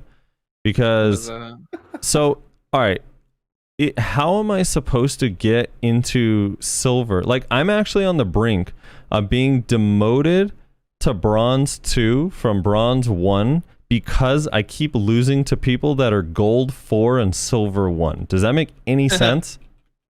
Yeah, that's a little... I don't understand. It's like, well, can I fight against other people that are bronze 1 and silver 4? Please. Why do I have to fight against fucking gold and silver 2 and silver 1? It's like the weirdest concept to me. I will not understand it. Yeah, there's some issues with the ranking for sure. I agree. Hopefully eventually it evens out so I can play people that are closer to my level, but it's really funny. Like, one of the lines, I don't know if I said it to you guys before, but people are like, they'll ask me in game like, LOL, what the fuck, are you bronze or something? I'm like, yeah, I am. Like, I know that's supposed to insult me, but that I just started playing the game and that is where I'm ranked, and I don't know why it's putting me with people that are not my rank. I apologize. It's nothing I can do. All I can do is hit the play button.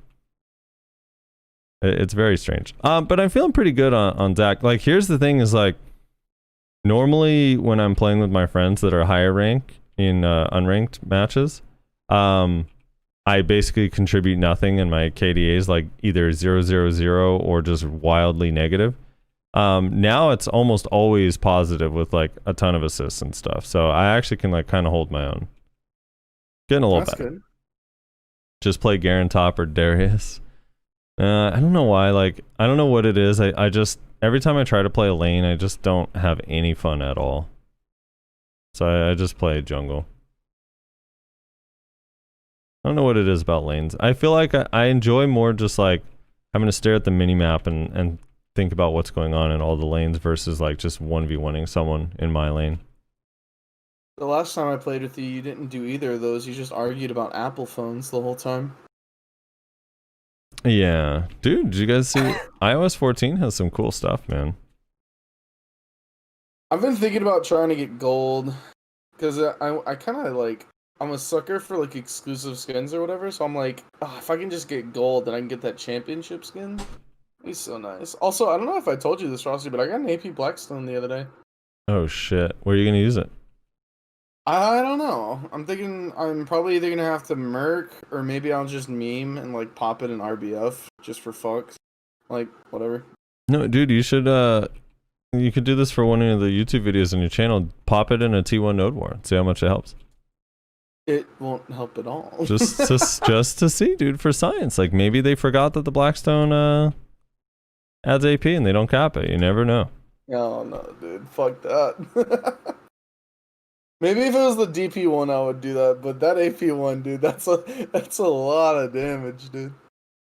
Yeah. And it's my first pure Blackstone ever since launch. I don't think I shit. won't waste it. I've had horrible RNG with it, and everyone's like, well, you need to go grind Gahaz. Listen, I've put hours, probably hundreds, if not thousands of hours into Gahaz back in the day. Never dropped a pure Blackstone. Okay, so fuck off. Yeah, I've gotten the jump one the last 2 times, which is annoying. That one sucks. It's like jump height and move speed.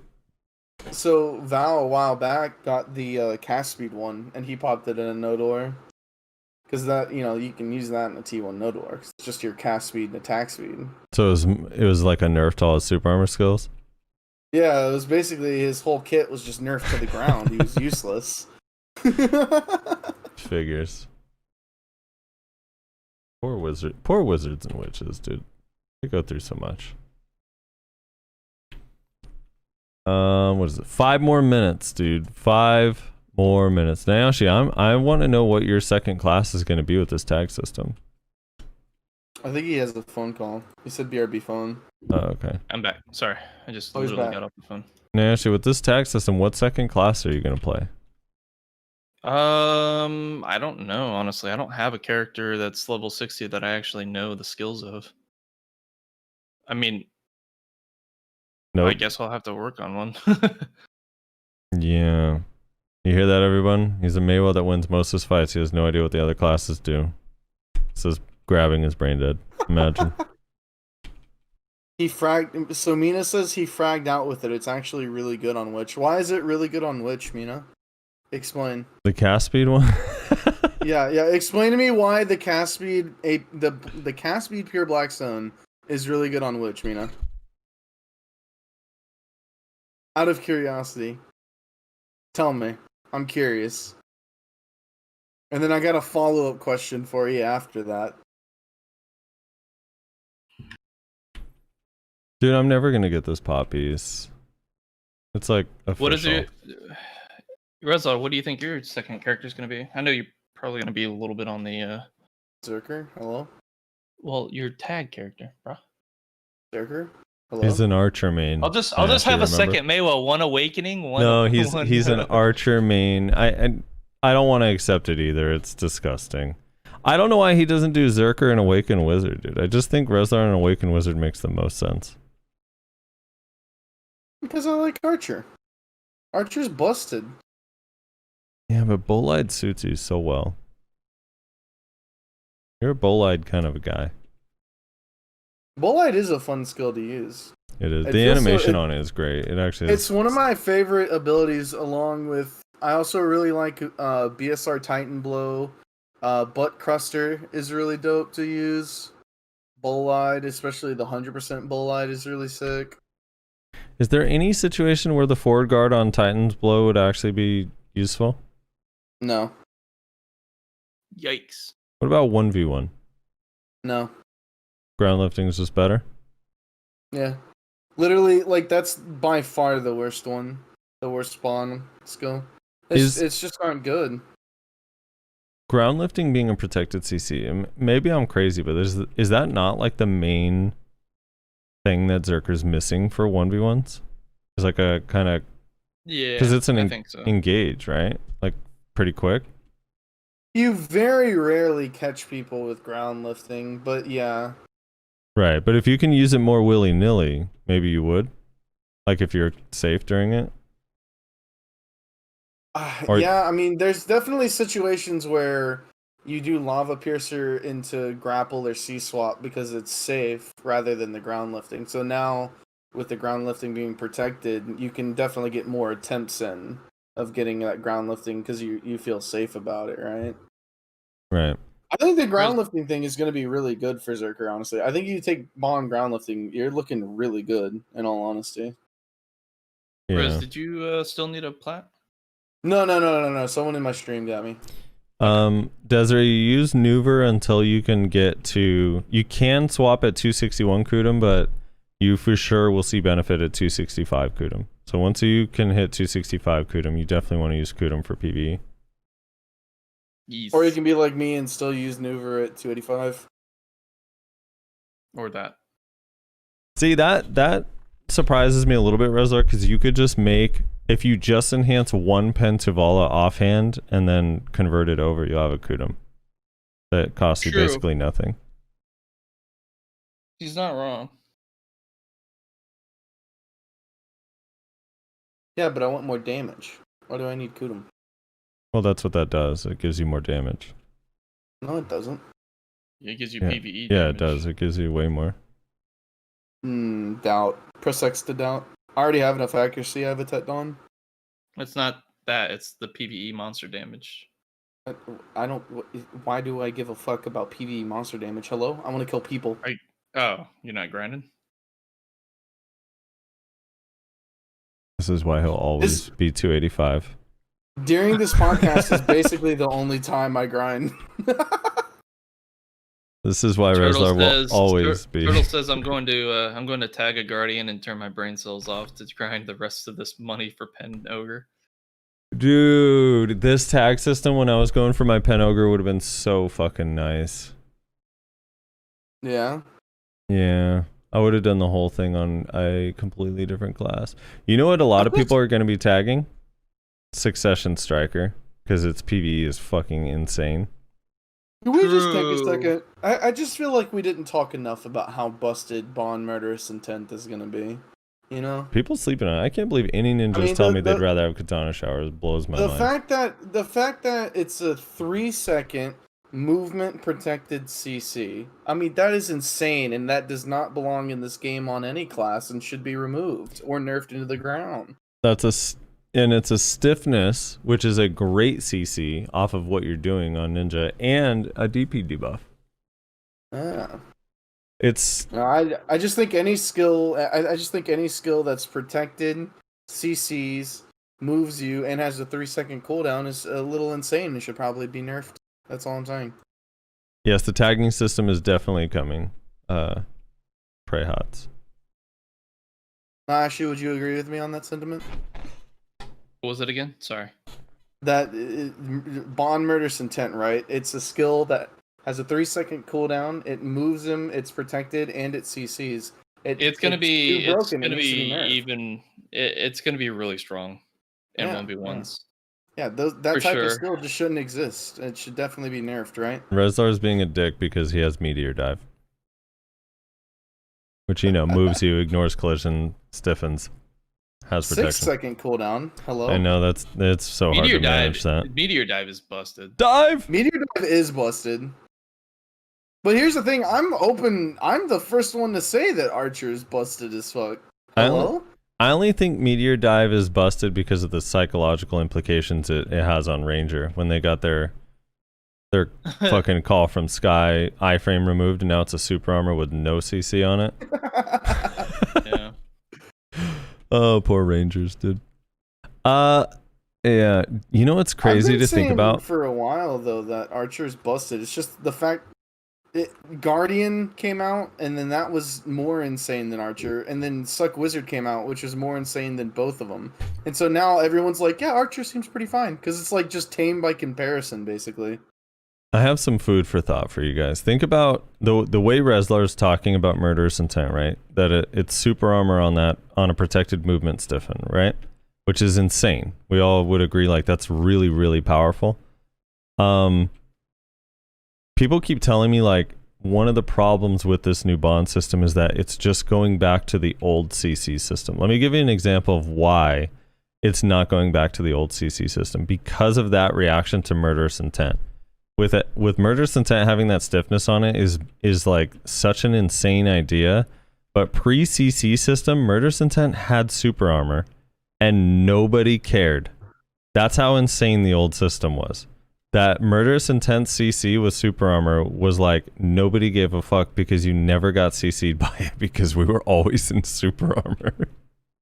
We had unlimited stamina, unlimited super armor, unlimited iframes, and unlimited frontal guards. So, like, that's how fucking nutty it is. I said this when we were hanging out in Discord talking about the global app changes.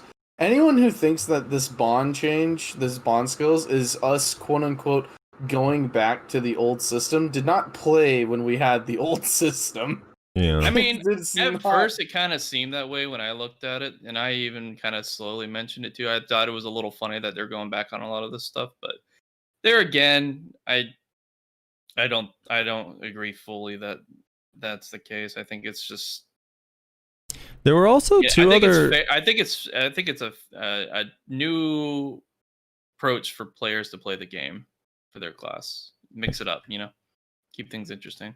There were a couple other things that changed that were major changes back in the day too, if you remember. All right, let's switch characters. Get ready for this. But did I not get it?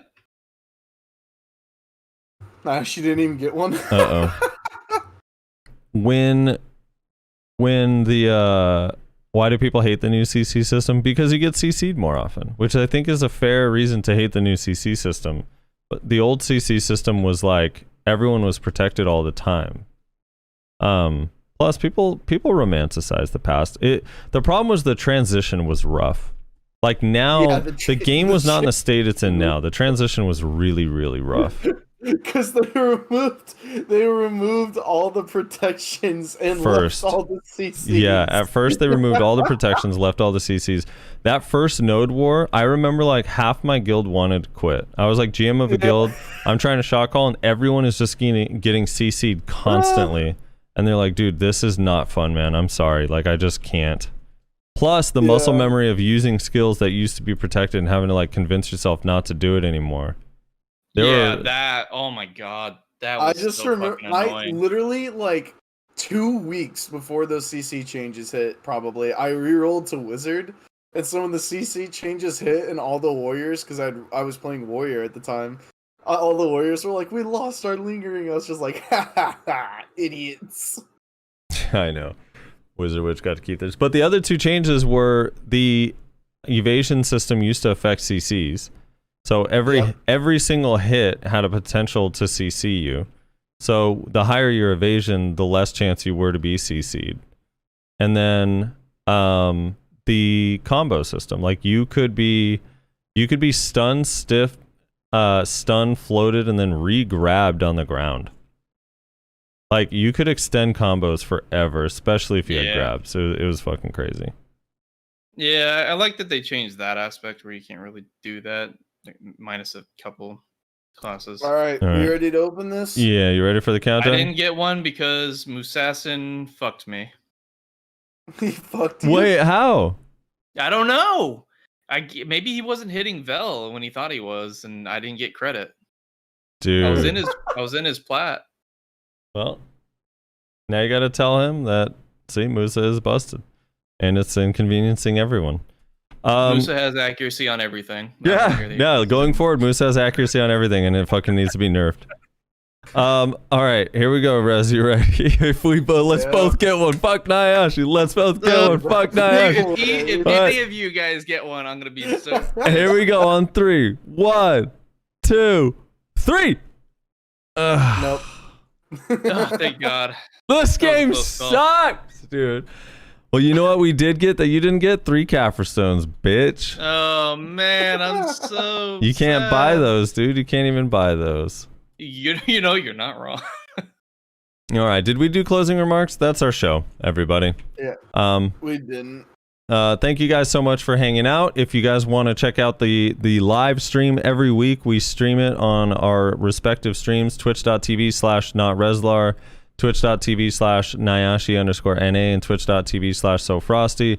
Make sure you join the Discord as well if you want to talk to us, converse, argue with people. There's actually like it's pretty lively in there. There's always stuff to talk about. People are always sharing their gear, arguing about stuff, talking about the new changes. It's fun. 9 times out of 10, it's arguing about mooses. Yeah, Musa gets brought up a lot in there. Those are always fun too, you know? They're pretty fun. So make sure you do that. And again, thank you to the supporters through Patreon who support us. We appreciate that very much. And yeah, I think that's it. Am I missing anything, Rez? No. Oh, if you want to comment, you can leave a comment on the YouTube. We always respond or read the comments on the show as long as they're not just insulting or racist. So make sure you leave a comment. Also, before we check out, I do also want to point out, occasionally we get comments saying, what's the intro, outro music? It's from Frosty's band. If you don't know, Frosty has a band. It's called Hello Stranger. He's the drummer in it. And they provide the intro and the outro music for this podcast. You're probably listening to the outro right now.